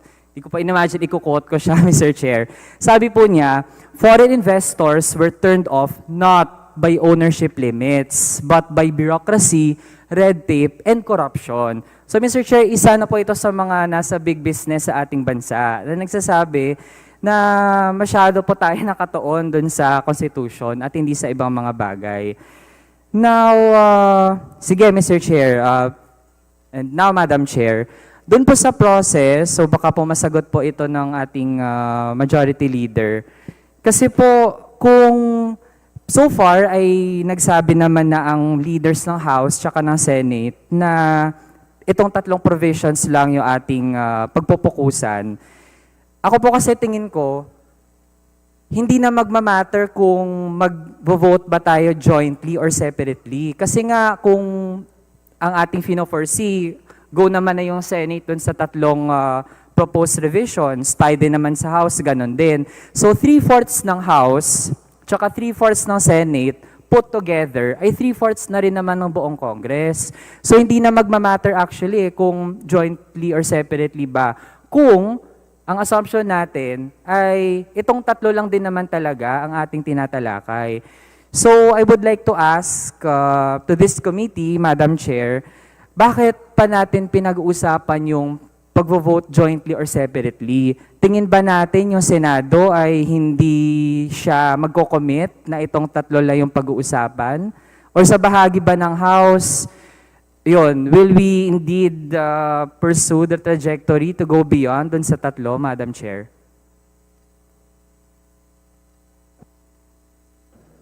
May we hear from the resource person who's willing to answer the question of the Honorable Raul Manuel? Or maybe since procedural siya, Madam Chair. Though I believe this is a question that should best be answered by our majority leader. Yeah, the query is actually why are we discussing this if the issue is voting jointly or separately? Can I get the question again?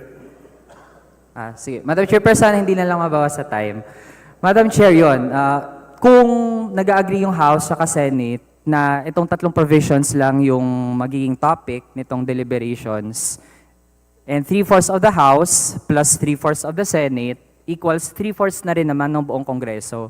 So, bakit pa natin tinatalaka yung pagbo-vote jointly or separately? Because we are following our rules. And under our rules, any proposal via a resolution shall be treated in the manner of approving a bill. And that's the reason why there was a first reading, kaya may committee hearing, committee of the whole, and then we have to report this out to the plenary for the second reading and eventual third reading, and we have to send it to the Senate in the same manner that as a bill is being processed, and then the Senate, as I said a while ago, akin to a local bill para maging talaga yan, resolution enough to be sent to the COMELEC, kailangan pagbotohan din nila o yung version nila and na similar or exactly the same as the House of Representatives. That's the reason why that we are meeting separately and we are voting separately. Madam Chair, is the Senate aware na ang tinatahak po natin ngayon ay ito na yung so-called fourth mode ng pag-revise ng Constitution? I really don't know where's the fourth mode coming from, Madam Speaker. As we have stated a while ago, it is within the mode provided for by the Constitution. And the Constitution provides that Congress may, by a vote of 3/4 of all its members, nagkakaiba lang naman dito, yung iba interpretation, we have to be jointly assembled. And ang aming submission, by interpreting that the provision of the Constitution, we can either jointly sit as a Constituent Assembly na sa palagay ko hindi mangyayari. Kaya nga ito, we have opted na separate meeting and separate hearing and voting separately. Madam Chair, kasi di ba ito ay based nga sa tinatawag na Bernas formula. Madam Chair, I wanna make sure kung, kasi may understanding tayo dito sa House na ito yung ginagawa natin. Pero how about the Senate, Madam Chair? Ganun na rin ba ang kanilang pagkakaunawa? Kasi iba ito sa ginawa natin last year, March din 2023, Madam Chair, na okay, may naaprubahan tayong resolution of both houses, pero yun pa lang yung nag-express ng sense ng House na gusto nating simulan yung pagbabago sa konstitusyon. After approval of the resolution of both houses, kung con man, con-as, saka pa magpo-proceed yung actual na charter change process, Madam Chair. Pero ngayon kasi dito, ginagawa na natin That is your interpretation, not necessarily ours. Do, Madam Chair, kasi nga, na-confirm naman kahapon ang ginagawa natin, Bernas formula. So, yun, ginagawa natin dito sa House. How about the Senate, Madam Chair? We cannot answer for the Senate. Let the Senate handle its own proceeding, Madam Chairman. Yeah, precisely.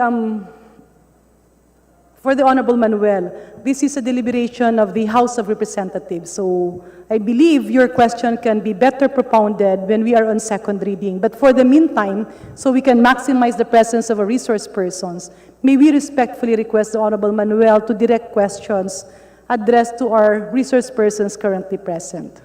Yeah. Madam Chair, noted po yan. Pero nire-raise lang natin siya sa ngayon kasi nga, kung ito na yung tinatahak natin, it requires both the House and the Senate. Kumbaga kung sasaya, Madam Chair, dalawang paa dapat. Pero kung ganito yung pagkakaunawa natin sa proceedings, pero yung Senate pala hindi natin sure kung nagko-converge ba yung minds natin, then eventually, Madam Chair, whatever we do here, pwedeng mag-diverge sa ano yung ginagawa ng Senate. Lalo na if I am to... Kong Manuel, just to, apologies for this, pero sayang kasi yung oras mo.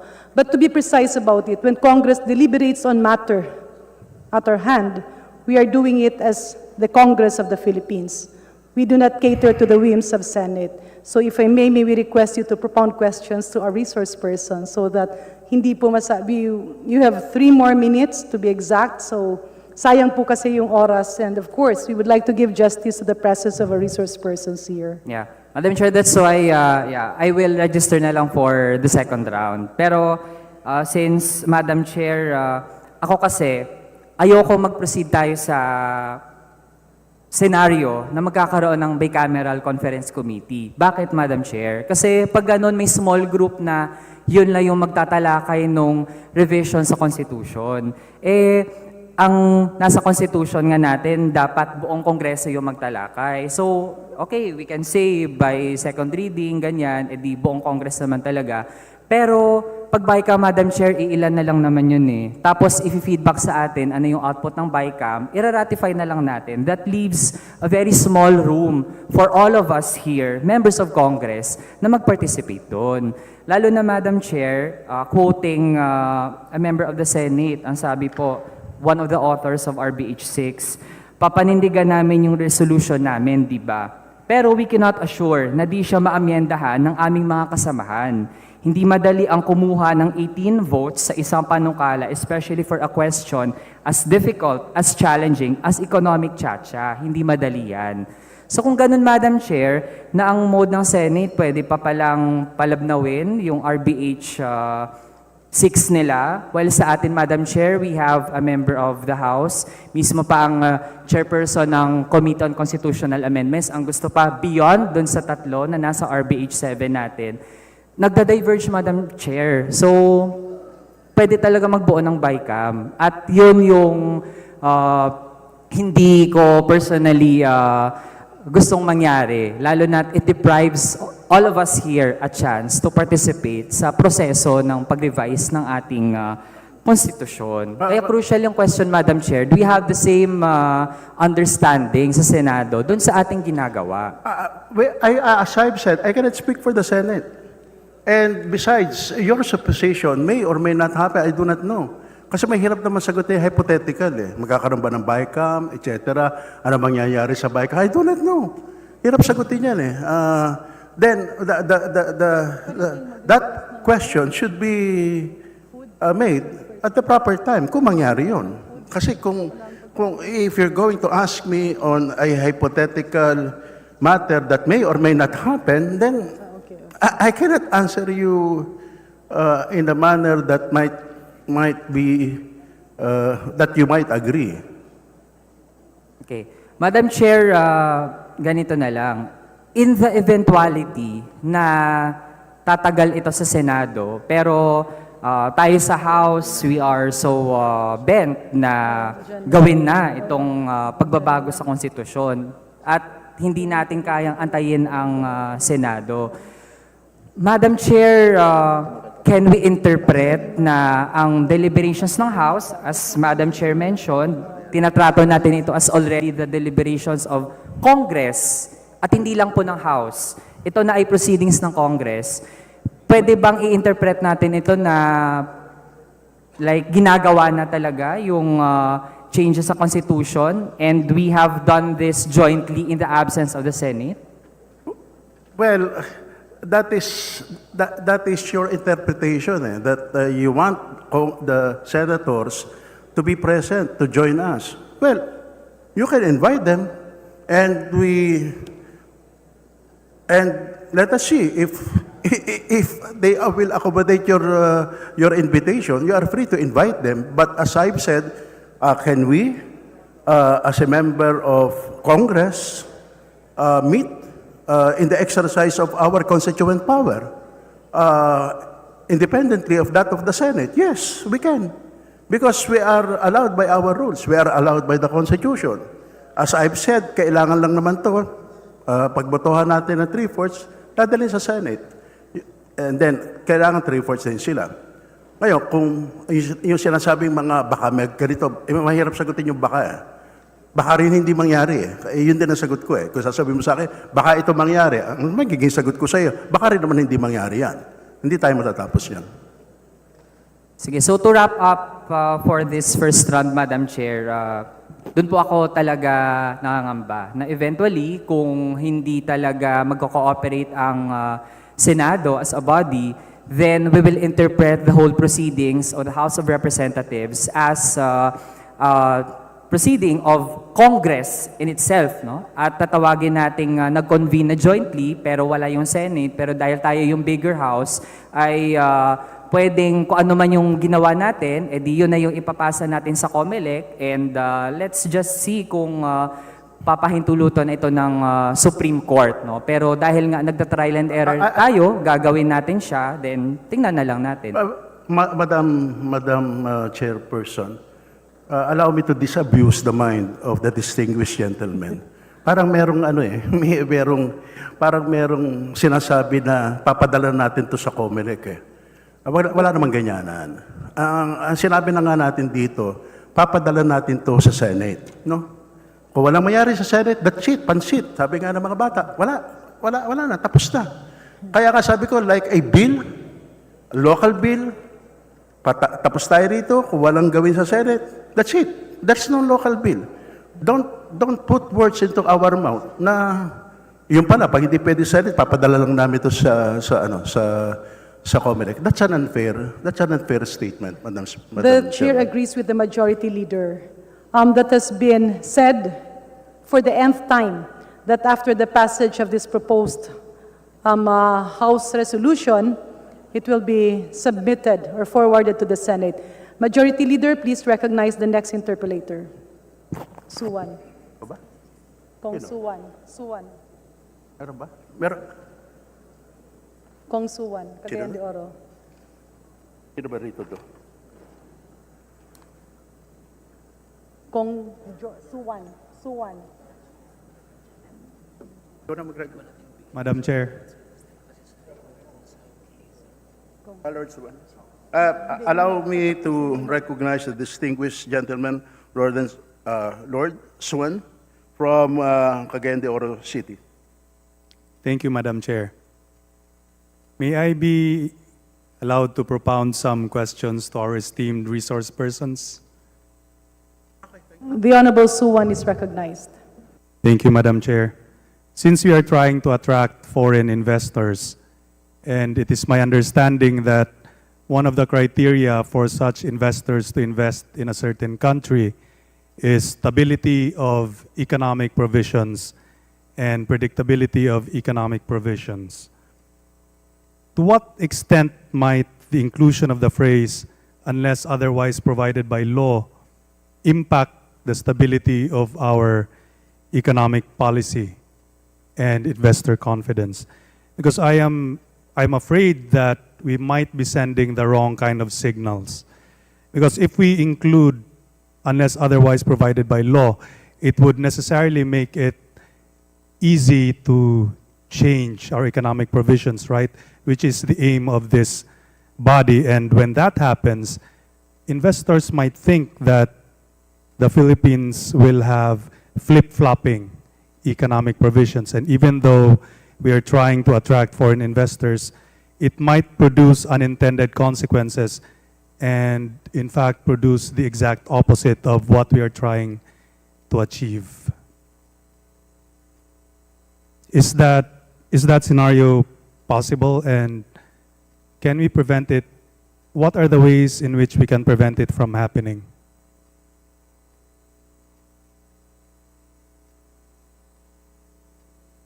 If I may, Mr. Chair, if I may answer in my own capacity, Mr. Chair.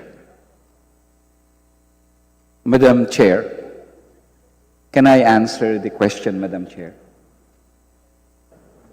The Honorable Nery Colmenares is recognized. Thank you, Madam Chair. I think you are right, Honorable Congressman Suan.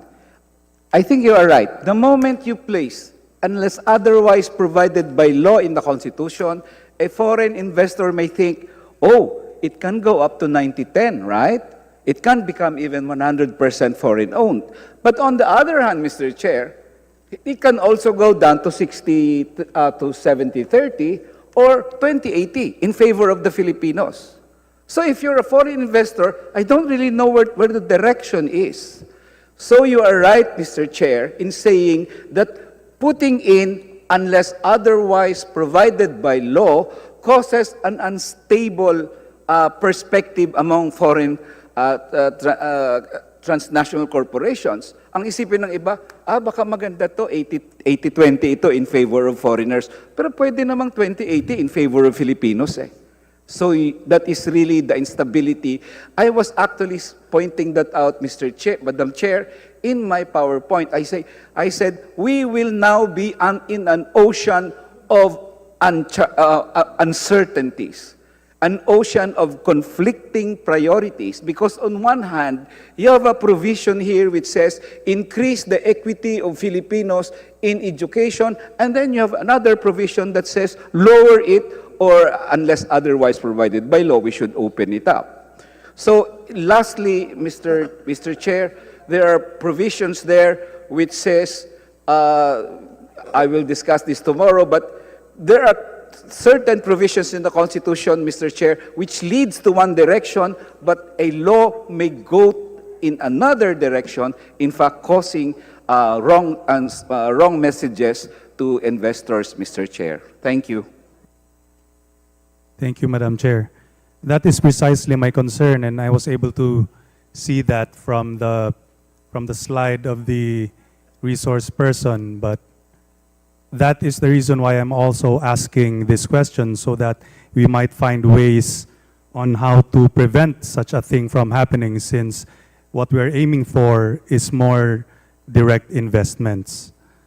So do we have any ideas on how to prevent such a thing from happening, such an appearance that the Philippines might have flip-flopping economic provisions, so that we may be able to prepare for it and achieve our goal of getting more direct investments?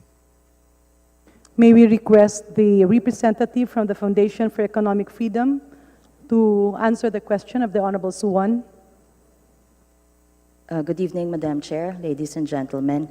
There's just a point for consideration that I would like to introduce to the discussion. Kasi parang ang dating po, napakadaling mag-amend ng batas. Yung amendment po ng Public Service Act na naging dahilan kung bakit po nabuksan yung maraming sektor doon sa mga chart po na pinapakita kanina, inabot po yun ng 7 years.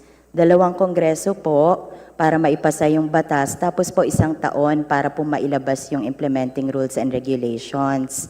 Ang masaklap po, ngayon po, may 2 petition po, may 2 challenge po sa Supreme Court, which means that potentially, pwede pang ma-shutdown yung potential benefits po pagkatapos ng 7 taong deliberasyon. So, ang gusto ko lang pong i-highlight, yung legislation naman po natin, pag nagpapasa po sila ng batas, hindi po ito basta-basta nilang ginagawa. Grabe po yung rigor ng legislation, talaga po namang pinagdidebatihan ng husto.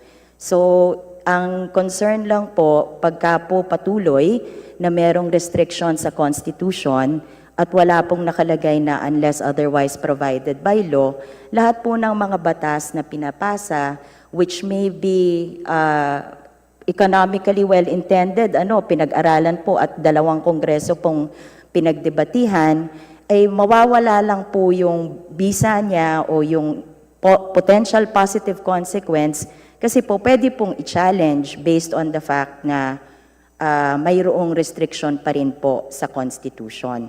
So, sayang naman po yung effort ng ating legislators na pinaghirapan nilang pagdebatihan yung issue, nakita yung benefit. I think Neda po was also talking about the investments that came in because of it. Pero ngayon po, naririnig na naman ng mga foreign investors na papasok po sana sa public services na may challenge po sa Supreme Court. So in terms po of the predictability of our legal framework, suspended animation na naman po siya, depending on how the Supreme Court will resolve that particular challenge. Thank you. So, am I to understand that the challenge in the Supreme Court of these laws liberalizing foreign ownership has made a negative impact on foreign investors? Sir, yun po yung feedback na nakukuha namin. In fact, in a meeting with the European Chamber of Commerce, ang sabi po nila, medyo natuwa sila kasi may pumasok daw na 160 na bagong members sa kanila nung na-liberalize because of the 3 policies that were passed by Congress, yun pong Retail Trade Liberalization, Foreign Investment Act, tsaka PSA. Pero sabi niya po, in the big context, actually daw po 4% lang po ng European investments to the ASEAN ang pumapasok sa Pilipinas.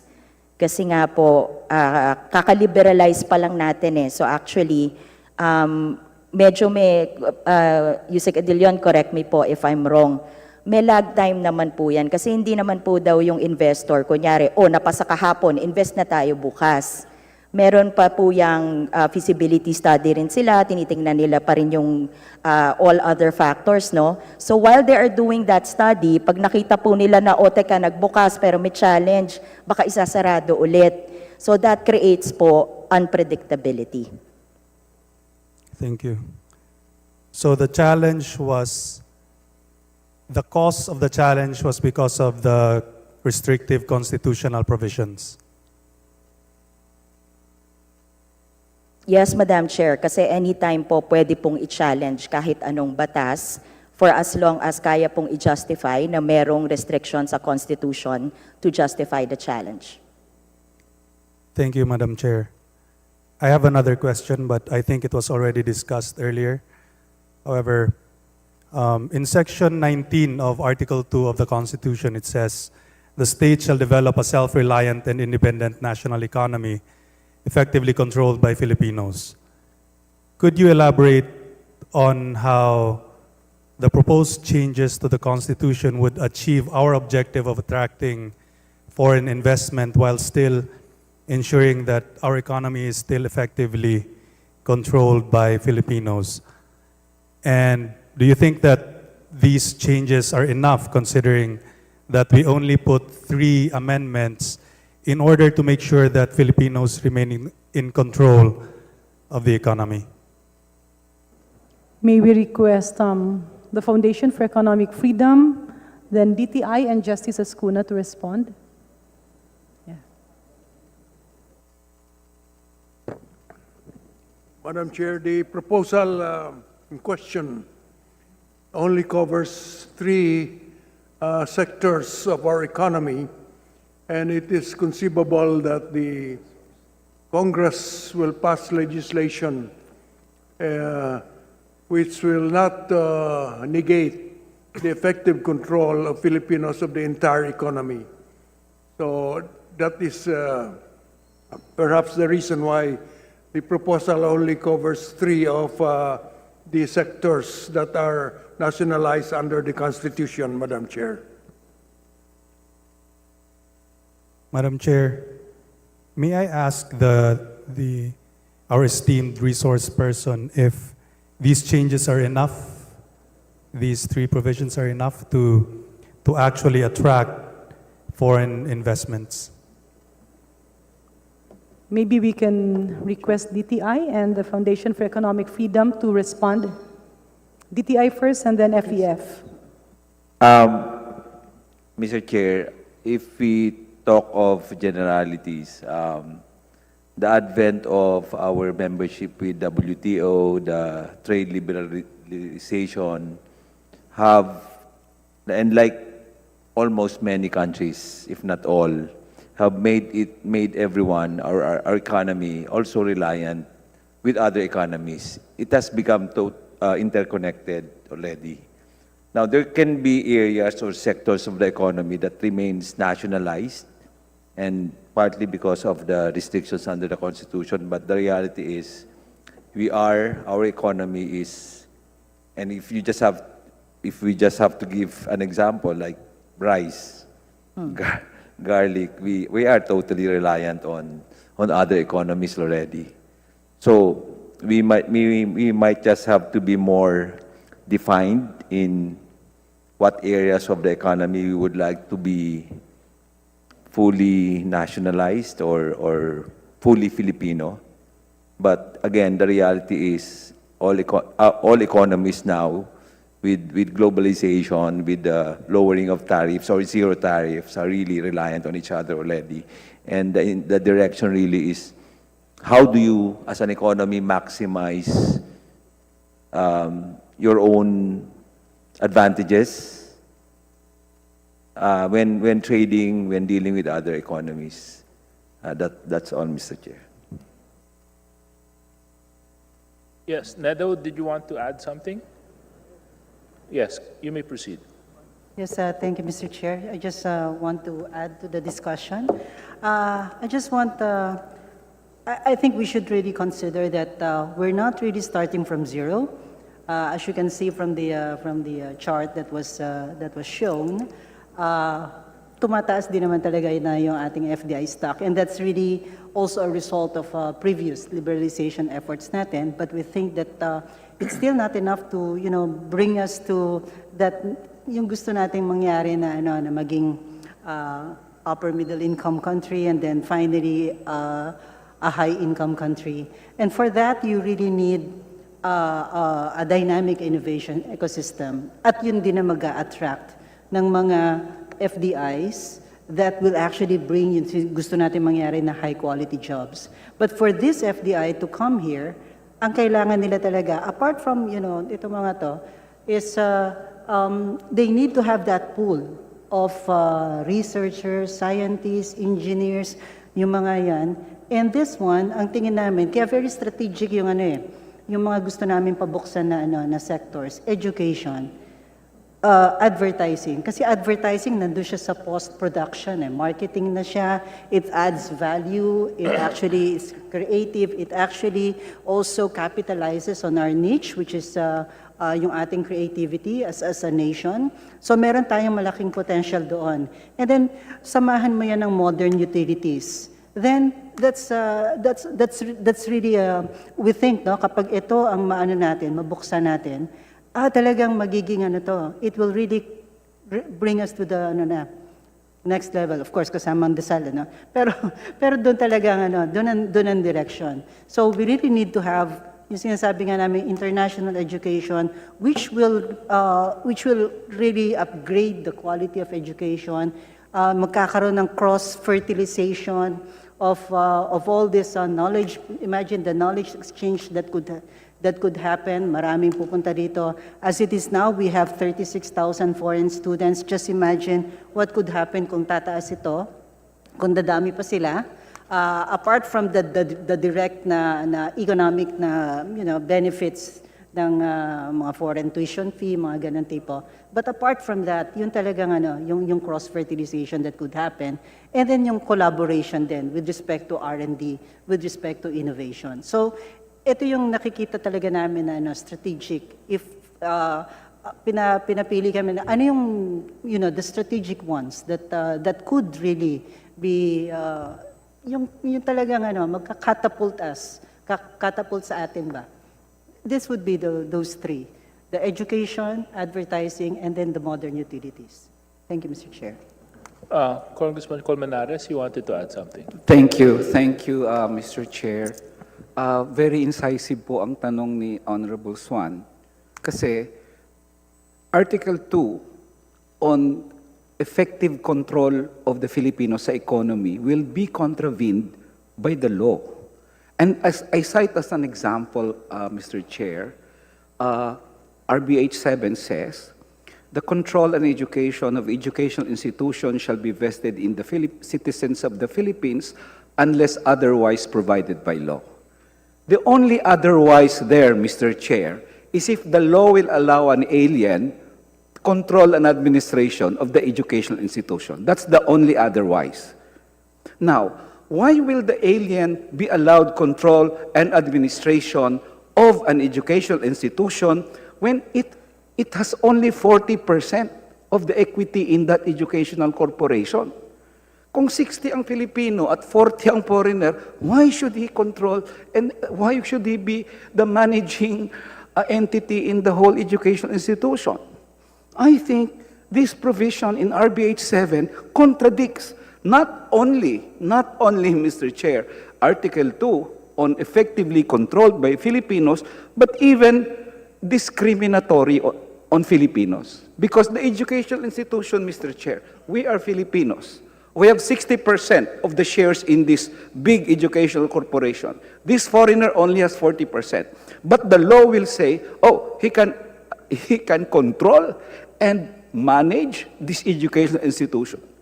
We will, of course, say, but 60% shareholders cannot be left out merely because they're Filipinos. So that is an example, Mr. Chair, 2 instances wherein Article 2 on effective control of Filipinos and even Paragraph 2, Section 4 of Article 14 contradicts the very, and I'm sure many Filipino corporations or holding educational institutions will complain because they will be discriminated against having majority shares, and yet the law will allow aliens control and administration of the basic educational institution. Thank you, Mr. Chair.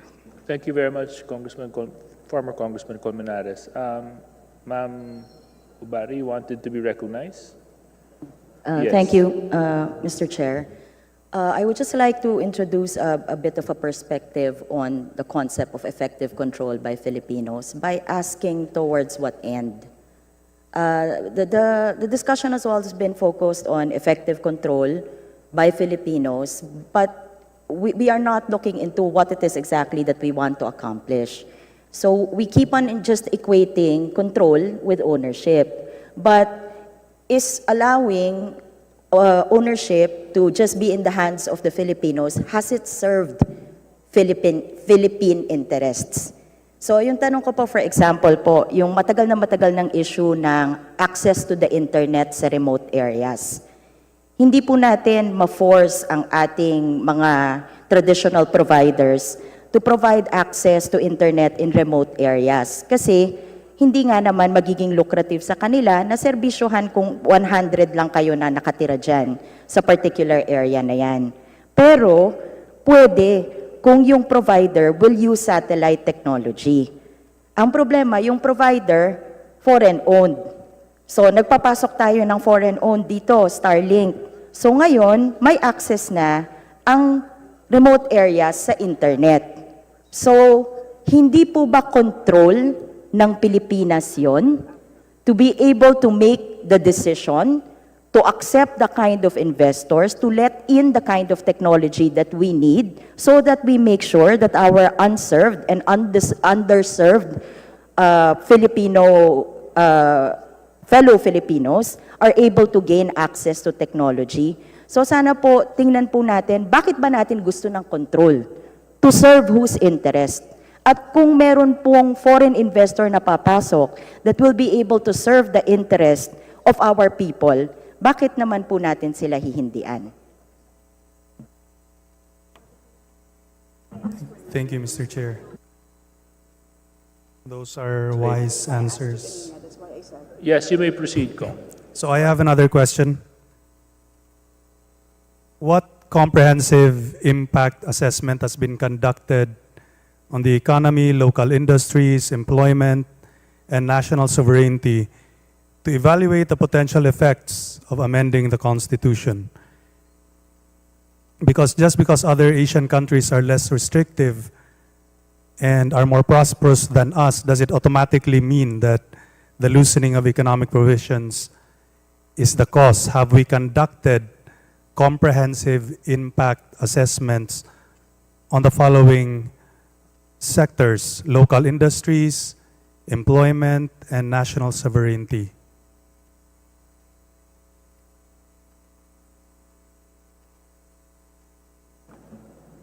Yes.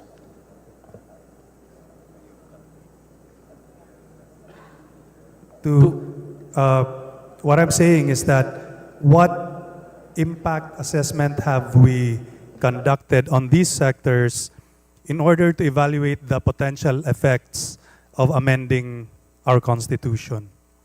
So, have we done any studies that actually say that amending the Constitution will have either positive or negative effects on local industries, employment, and even national sovereignty?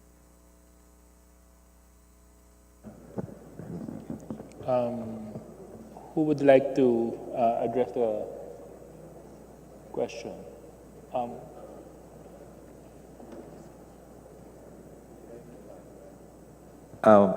Mr. Chair, on the part of DTI, probably we can just cite an example of how, in the case of renewable energy, when we opened up that industry to foreign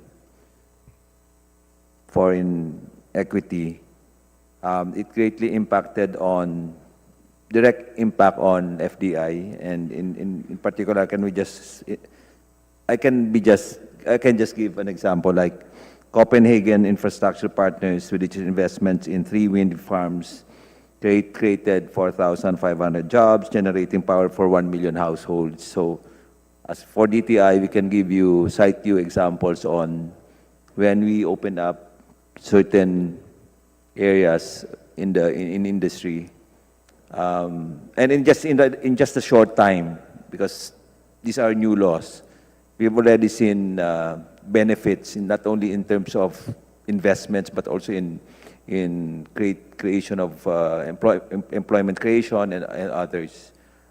Just on this area on renewable energy, there are already pledges for more companies to invest, again, billions of pesos in energy storage, off-grid power systems, etc. So just to be an example. And probably for macro perspective, Ned can give some more. Okay, so there really are some assessments or studies done which show a direct correlation on foreign investments and on the economy when we loosen restrictive provisions. Is that what our resource speaker is saying, Mr. Chair?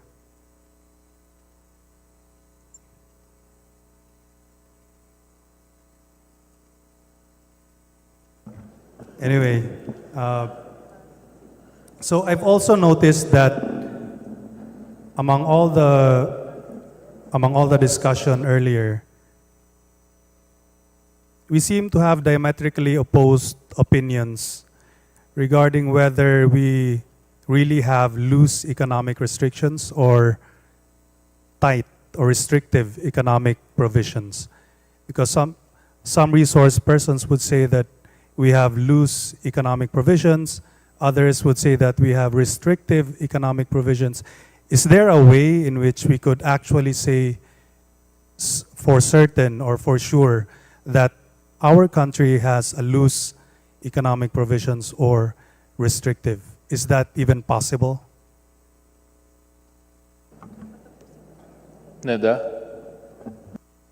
Yes, I think we have shared earlier the study by Mistura and Roulette, that they have come up with this robust index of restrictiveness, and like I said, involving 4 components, and one of them is the statutory limitations, which is by Constitution, and then the second one is restriction with respect to the employment of foreign nationals. The third one is in terms of procedures, regulations, and then the fourth one is with respect to restrictions on the operations. So there is already such an index, Mr. Chair.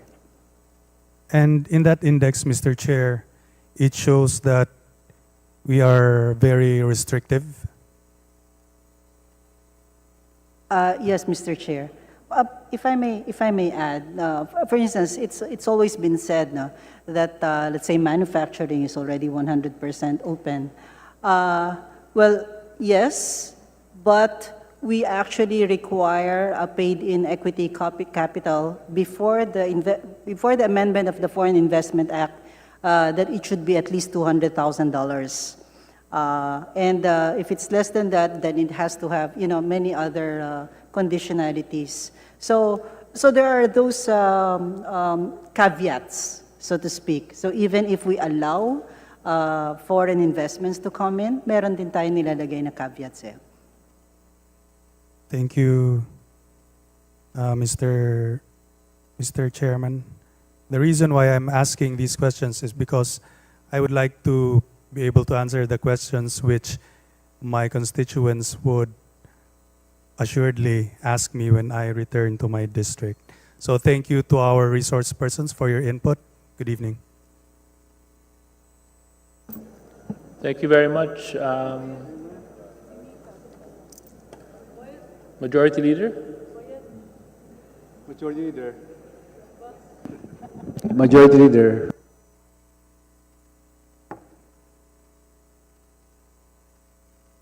May I ask for immediate suspension? Session suspended. Committee hearing suspended.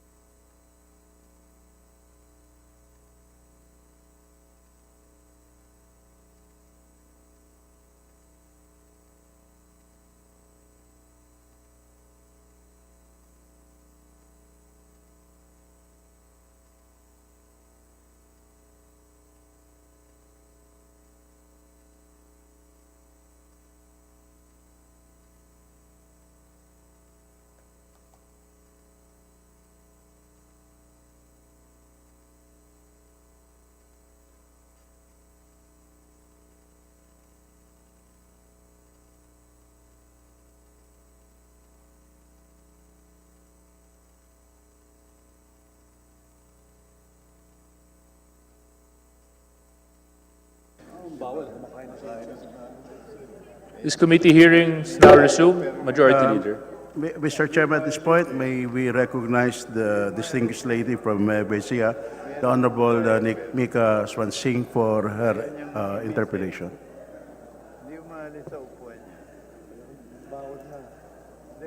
Can I please remind our colleagues in the audience to please lower their decibel. The good Congresswoman from Nueva Ecija is recognized. You may proceed. Thank you very much, Mr. Chair. Mr. Chair, I would also like to, I'll start by saying that I prepared my interpellations in preparation to interpolate the Ibon Foundation and some of the assertions that were put forth during their presentation yesterday. But I will follow with the thread that Kong Stella put forth a while ago, which is I will direct some of the questions to NEDA and PIDS in order to substantiate some of the claims that I have, which is contrary to what the Ibon Foundation put forth yesterday. I would first like to focus on the importance of perception and signaling, especially in the context of an international investment community. And I feel like during the deliberations, we haven't been stressing around the value, the signaling value that opening up these debates on amending the economic provisions will have in terms of the signaling effect to the international community. So let me focus on that first. Ibon yesterday asserted that reducing restrictiveness doesn't even guarantee foreign investment. But today, I would like to assert the inverse of this claim, which is that perceived restrictiveness, that is, our restrictiveness as perceived by the international investment community, has deterred foreign investment into our country. Let me put two cases, or let me put forth two case in points to substantiate my claim. Past experience shows that our codified restrictiveness has negatively impacted the Philippines. Yesterday, Dr. Fabella mentioned that the PATCO fiasco was a red flag to foreign investors to enter the Philippines after the investment contract for the NAIA Terminal 3 project was nullified due to exceeding the constitutional 40% limit on foreign ownership or public utilities. Further, it is said, so that's the first case, it's the PATCO case. And second, it is also said that this perceived restrictiveness as codified in our Constitution was a deterrent to the Philippines' membership to the Trans-Pacific Partnership, or the TPP. Back in 2014, it is said that the 60-40 rule on foreign ownership of investment is the reason why the Philippines' bid to join the Trans-Pacific Partnership was refused by TPP member countries. Our country's attractiveness, our country would have greatly benefited from the TPP, as it would have made us a more attractive trading partner with preferential tariff rates. However, our failure to join such resulted to two things. We lost out on a potential huge market, and we risked losing our existing market. So a question to NEDA, given this quite lengthy contextualization, is it correct to say that the PATCO case and the TPP membership refusal were indicators to the global capital market of the dangers of investing in the Philippines? Danger in terms of like potential red flags in terms of foreign ownership or foreign equity ownership. And would you agree with my assertion that perceived restrictiveness has deterred foreign investment into our country? Mr. Chair, if I may direct that either to Yusek Edelion of NEDA or Director Navarro of PIDS. Dr. Navarro, rather. Yes, you may proceed. Thank you, Mr. Chair, Your Honor. I confirm that the two examples you mentioned are illustrations of the signaling power of our restrictiveness when it comes to entry of foreign capital. In the case of PATCO, it had been illustrated that foreign investors are willing to invest more than what's allowed by law. But sadly, the way it was conducted is through a dummy corporation, and it was the agreement was nullified by the Supreme Court. But had there been a more relaxed restriction to entry of foreign capital, perhaps that would not have happened. So that's a good example of the signaling power of the restrictiveness of our rules. And then in the case of the TPP, I confirm that it's also an example. Although in that case, the TPP did not push through, but in the future, the same argument can be applied if there will be a new free trade agreement that will be proposed. And on your, what's again your second point? Yes, it was more of, Mr. Chair, it was really just a question of, would you agree with my assertion that perceived restrictiveness has deterred foreign investment into our country? We can talk about the index all we want, which we have been doing for a long time today, but looking at perceived restrictiveness is also, I believe, a key factor in the decision-making of investors. Yes, I believe that that is true. So I confirm that second assertion. And that's actually related to the first, your first point, and the illustrations of the signaling power of the restrictiveness. So that answers your second assertion actually, those two illustrations. Thank you, Mr. Chair. I put forth that point because I would like to emphasize that opening up the debates on amending the economic provisions of the Constitution, I believe will play a key role in boosting our country's competitiveness as it sends a clear signal to the global international investment community that the Philippines is serious about wanting to engage with global players. If you would look at like international journals, international papers, business articles, they perceive the Philippines as one of the most restrictive, not just in terms of indexes. I even saw a news article a few weeks back when we started the deliberations that they said one of Asia's most restrictive economies is finally deliberating opening up. So I really do believe there's also that not secondary, but there's that effect, a powerful signaling effect that even these deliberations is already starting to have in the investment community. There's another related question that I would have wanted to throw in relation to Dr. Navarro's answer towards the different chambers of commerce, because I believe they would have been the best people to ask in terms of what they perceive are the greatest barriers to entry to the Philippines. And secondly, if we do relax the economic restrictions, would they be willing to invest more in the Philippines? And perhaps in an ideal world, we would be able to get absolute amounts particular projects that they would be willing to put into the Philippines if the economic restrictions are loosened up. I've done that before when we did the deliberations in creating the fiscal regime for the mining industry. The players actually specified particular projects that they would want to bring into the Philippines and how much these projects were if we have the fiscal regime in place. So I'm hoping in the 6 days of deliberation, Mr. Chair, that we would have the opportunity to have the chambers, the different chambers of commerce in our presence.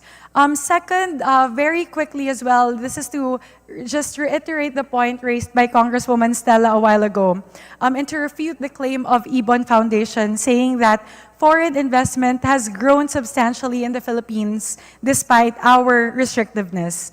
I would argue that while the absolute numbers may have increased, a more important gauge of our growth in terms of FDIs would be seen by looking at the trajectory of looking at FDI stock inflows as a percentage of GDP. And I would like to present a graph that we created, my office created, based on data from the IMF and World Bank that shows that FDI inflows in the Philippines has stagnated and is actually less than our peers in the ASEAN region. If I may request the Secretariat to please bring up the slide. It's the very last one that I sent.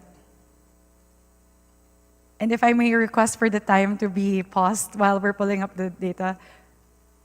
Here, my apologies, it's a little bit busy as several countries are in the chart, but the orange one is the Philippines. And as you would see, from 2000 to 2022, pretty much our FDI inflows as a percentage of our GDP has stagnated. It's just there, around 2.5%, as opposed to Singapore clearly has had that upward trajectory over time, and other countries as well that are perceived as less restrictive. For example, Vietnam in green, Malaysia in orange are at a higher level as in the Philippines. So it's the same assertion that Congresswoman Stella Kimbo raised a while ago, just a different way of presenting the data. But generally, the emphasis here is that the Philippines is lagging against our neighbors in terms of FDI inflows. Data has showed that I believe out of all of the foreign direct investments that have entered the ASEAN region, the Philippines only received 4.2% of all FDI inflows into the ASEAN region. So not only is it less than our peers, but it has stagnated over the last 2 decades. So there must be something really that is deterring foreign investors from investing into the Philippines. So that is my second point.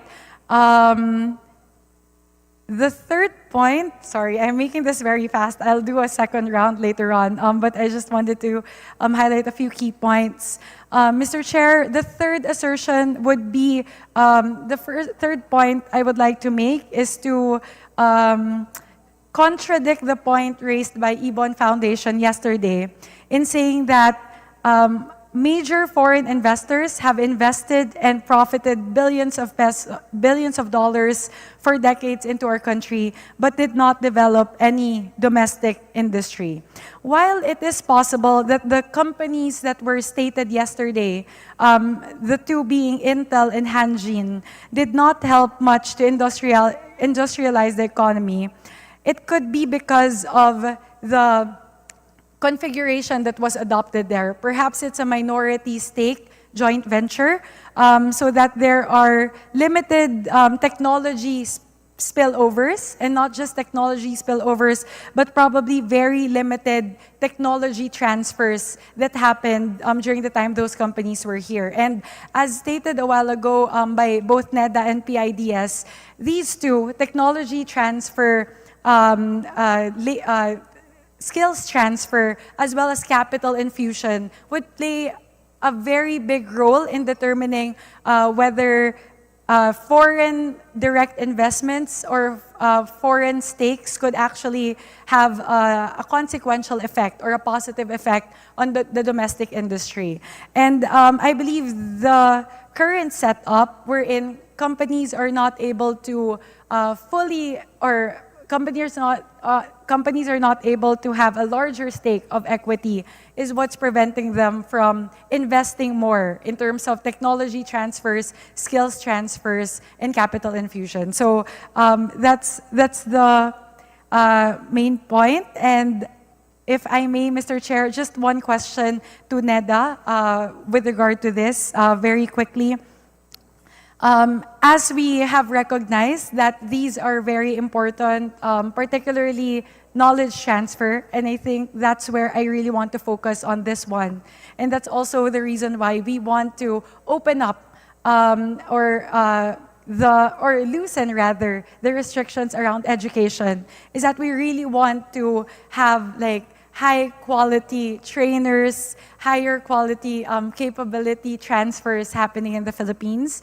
And with regard to this, my question to NEDA is, if we do decide to open up investments to international investors upon the amendment of our economic provisions, what specific types of policy will NEDA recommend to ensure technology transfer and knowledge and skills transfers happen between foreign firms and Filipino firms and workers? And does NEDA have a list of targets for technology transfer and knowledge and skills transfer? Thank you very much, Mr. Chair. Thank you very much, Vika. Are we expecting a response from NEDA or? Yes, Mr. Chair, if I may request, solicit a response from Yusek Edelion of NEDA. Yes, okay. And let me remind you that your time has expired. Thank you, Mr. Chair. Okay. Yes, Yusek.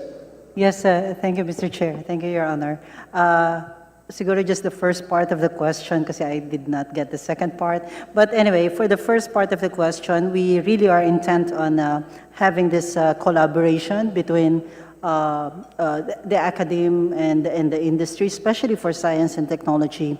And we're actually looking at down the road, if we could have an enabling environment for many more KIST centers to be established. So that's the Knowledge, Innovation, Science, and Technology centers. Because right now, we do have KIST centers already being established, but they are using the PEZA framework, which we think is kind of inadequate. But of course, it will be moot and academic if wala namang magiging knowledge na ano. So, but if the knowledge institutions will be here, then we will push for that KIST. Thank you. Thank you, Mr. Chair. If I may quickly say something, perhaps one of the practices that I've seen is to put in key performance indicators as conditionalities for the operation of these businesses in the Philippines. We could put in KPIs in terms of the level of knowledge transfer and skills transfer that happens between foreign firms and local firms. And to close, Mr. Chair, thank you. Thank you for the time that you've given me. Perhaps one thing that I really want to emphasize, and I think several times the Ibon Foundation has said this, several times it's been asserted that reducing restrictiveness is not sufficient to increase investments. And that's a recognition there are many different factors that can play into investors' decision to invest in the Philippines. However, I would like to emphasize that amending our economic provisions does not preclude critical initiatives towards improving ease of doing business, in terms of building critical infrastructure, in terms of reducing the cost of power, and improving procedural efficiency. Echoing what Kong Stella said a few weeks ago, economic charter change is not sufficient on its own, but is undeniably necessary. So I feel like our debates, our deliberations should not take this as a dichotomy. It is not an either-or type of situation. We can propose amendments to the economic provisions and still work towards improving the ease of doing business. So I just want to clarify and say that we are not like tackling very, very different things, but rather doing complementary measures. And finally, Mr. Chair, we are not just loosening restrictions for the sake of flexibility. I think it's better to call it we're improving the agility of our economy to respond to global market trends, to take advantage of opportunities. And that's why we want to put that provision, which is unless otherwise provided by law, because we do recognize that as time goes by, and as raised by Justice Ascuña earlier, we want to be able to change it over time and not have like a decades long codification of our economic policy. Thank you very much, Mr. Chair. Thank you very much, Congresswoman Suansing. Majority Leader.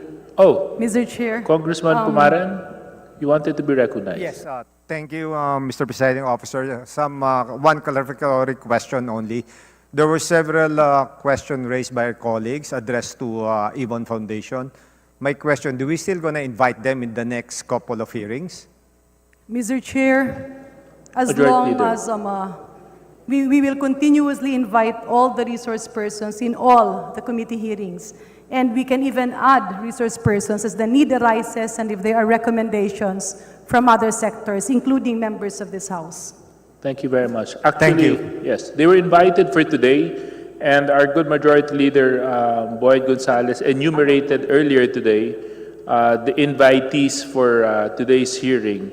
So we encourage resource persons to, of course, be here physically present so that they can actively participate in the discussion. But we will forward the same invitation to Ibon tomorrow. Hopefully they can come so that they can answer some of the questions raised by their dear colleagues. And if not tomorrow, we still have Monday of next week and Tuesday and Wednesday.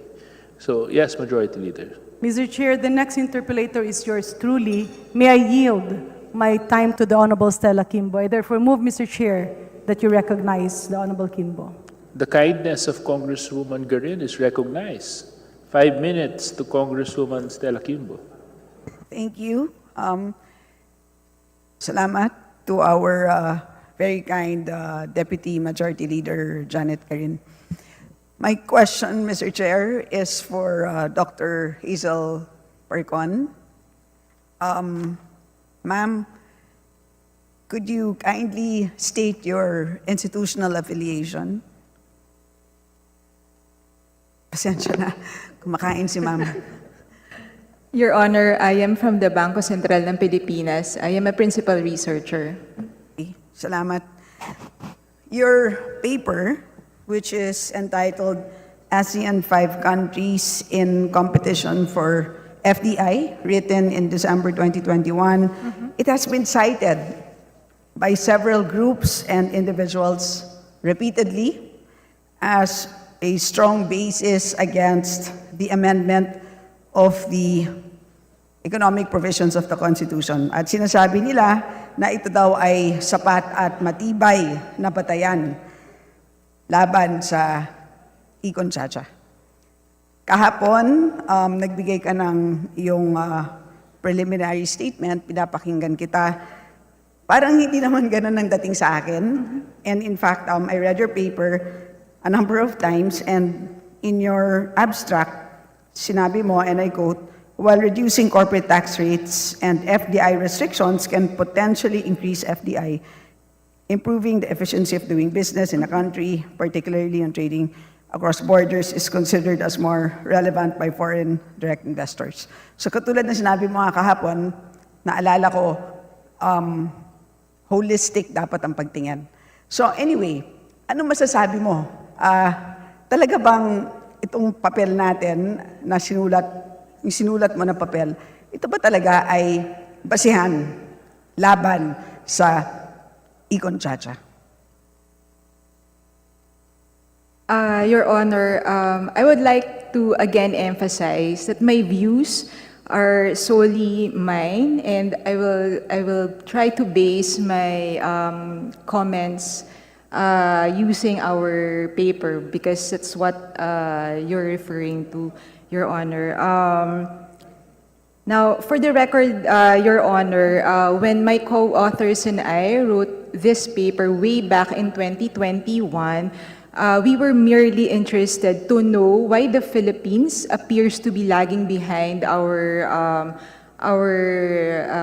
ASEAN neighbors, specifically those other 4 countries included in our study, specifically in terms of foreign direct investments. And as you've mentioned, we wrote this paper way back in 2021. So we didn't write this paper specifically to support any position. And then, Your Honor, I would like to emphasize 2 points. The first one is that, well, based on our study, and as mentioned several times by many resource persons yesterday and also today, we emphasize that there are many factors contributing to the attraction of foreign direct investments. And based on our study, and as you mentioned, a holistic approach is necessary to successfully attract foreign direct investments. And easing FDI restrictions, specifically on foreign equity, could be one of those factors, but it is not a silver bullet, of course. And other critical factors remain to be addressed. And we've mentioned yesterday, and it's coming up in almost all of the discussions, that ease of doing business, governance, and infrastructure should also be addressed, and these are critical factors. The second point, Your Honor, is that our study dealt with overall FDI, and we did not focus on any specific sector. Therefore, our findings reflect average effects. So, RBH 7, we know, refers to very specific sectors of our economy. And to be able to say with certainty that easing restrictions on these sectors would increase their respective FDIs would actually require a different study, and it is beyond the scope of the study that we did. I do believe that, well, I don't have all the data on those 3 sectors involved in RBH 7, because I'm really not an expert on those 3 sectors, but the Undersecretary of NEDA has provided us important details on the projected economic benefits of RBH 7, and I think those are very helpful. I do believe, Your Honor, that we should have a careful assessment of the sectors we are trying to open up to foreign investors before taking any action. So the deliberations being conducted in Congress now, I believe, are very, very helpful. So let me end there, Your Honor. Thank you. Dr. Percon, maraming salamat sa iyong paglilinaw, and sana, Mr. Chair, maging maingat ang mga nagsasite ng napakagandang paper ni Dr. Percon. So I think ako personally, pareho naman tayo ng pagtingin na hindi siya sufficient yung pag-ease ng equity restrictions. Hindi siya panacea, hindi siya cure-all. Hindi naman komot ginawa natin yun ay talagang aabot na tayo sa langit. Para sa akin at para sa marami sa atin, it is a necessary but not sufficient condition. Kinakailangan natin buksan ng pintuan, pero komot binuksan natin ng pintuan ay hindi naman ibig sabihin nun ay matik, maganda ang loob ng bahay. Kailangan natin pagandahin pa ang loob ng bahay, siguraduhin may running water, siguraduhin may ilaw, etc. So I think, anyway, congratulations on that paper at sana, yun nga, maging maliwanag sa gumagamit ng papel ko anong ibig sabihin ng findings mo. So, yun, and since I still have 2 minutes, if I may, Mr. Chair, sa Secretariat, can you put up a slide? There's one slide from Dr. Percon's paper which refers to the ASEAN FDI stock. Kasi magandang tignan ito.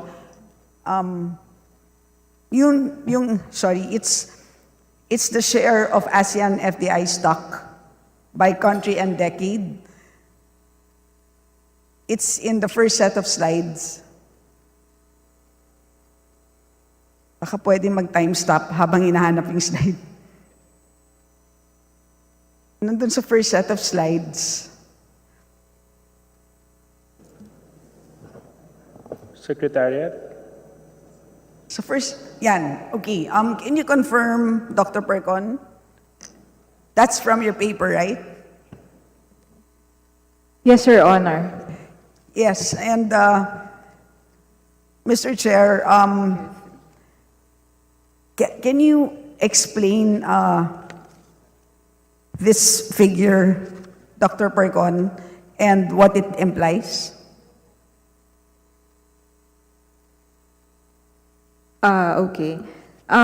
Your Honor, so this figure shows us the FDI stock by country and by decade. So if you take a look at, for example, in the 1980s, the Philippines is the color yellow. In the 1980s, you see that the Philippines' share in the ASEAN FDI stock is 7.9%. But as you go through the decades, you will see that our share in the ASEAN FDI stock, well, in the latest data that we have, which is the 2010s, our share went down to 3.6. And there are notable increases in other countries. Specifically, if you take a look at Vietnam, in Vietnam in the 1980s, you could not see Vietnam. It's 0.1. I believe that's Vietnam up there, 0.1. But by 2010s, Vietnam has already surpassed the Philippines. For other countries, medyo nagbabago-bago yung ranking nila, but the main point of this figure was to show that for the case of the Philippines, we see that we have a declining share in FDI stock, and then we really have lagged behind other countries in ASEAN. So, Mr. Chair, maganda tong figure na to kasi dito natin makikita yung competing for FDIs among the ASEAN. At nakakainggit ang Vietnam kasi mula sa 0.1 in the 1980s, ang laki ng in-increase ng share nila pagdating sa 2010s, naging 9%. Samantala, ang Pilipinas, noong 1980s, 7.9%. Medyo lumalaban tayo. Pero pagdating ng 2010s, naging 3.6% na lang. So ito na nga ulit, pagdating doon sa Ibon Foundation slide, na tila lumalaki ang ating FDI stock over the years. Pero ang katotohanan, in terms of share, ay lumiliit ang share na yan over the years. So ang last question ko na lang, I have 30 seconds left for NEDA.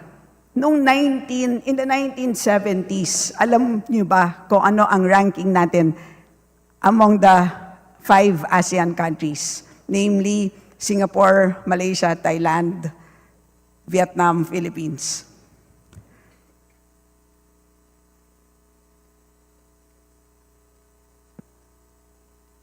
Singapore would be the number 1, of course, and then either 2 or 3. Definitely higher than ng Vietnam, higher than Indonesia.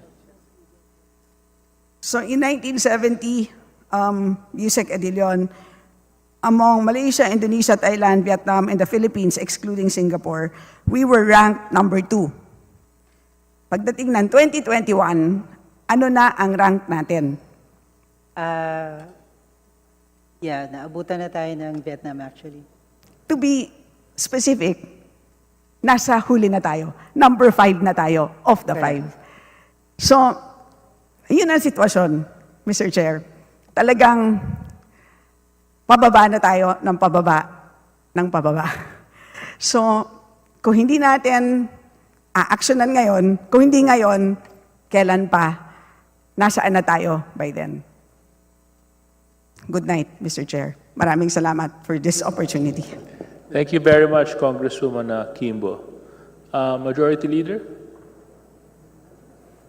Mr. Speaker, Mr. Chairman, pursuant to our rules and based on our discussion, the deliberation of proposed resolution of both houses number 7 is divided into 4. The general concept and the 3 points of amendments to the Constitution. With this, Mr. Chair, I move that we now terminate the period of interpellation insofar as the general concept is concerned. There's a motion to terminate the period of interpellation. Mr. Chairman. Mr. Chair, earlier, Kong Mika made a very good suggestion, which was to invite the chambers and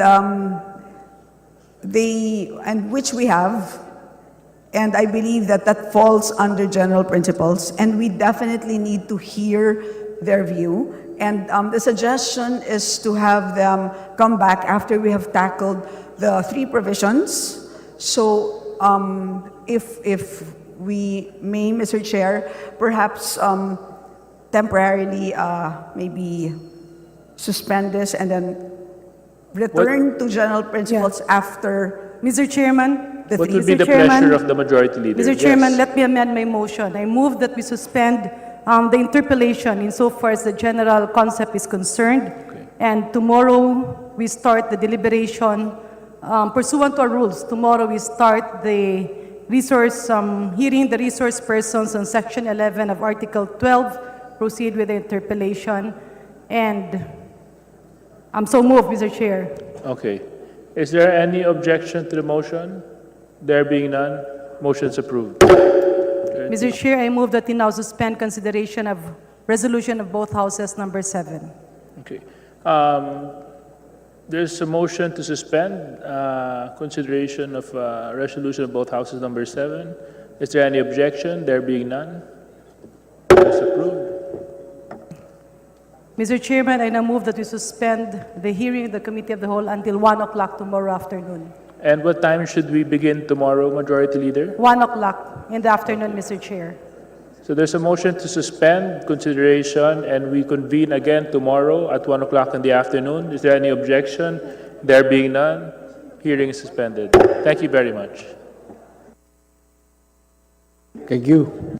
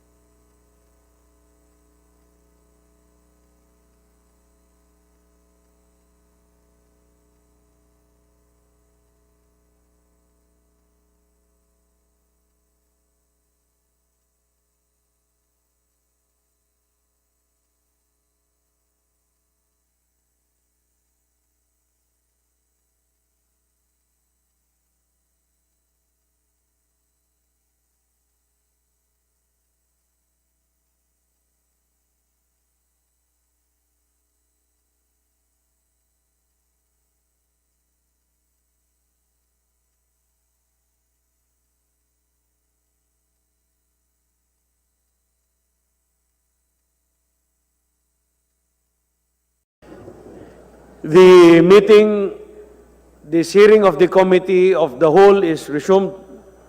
Mr. Chair, I move that we... Your leader. Yes, Mr. Chair, I move that we resume consideration of RBH number 7. There's a motion to resume consideration of our resolution of both houses number 7. Mr. Chair, for this purpose, may I request that the Secretary General be directed to read the title of the measure. The Secretary General is hereby directed to read the title of the bill.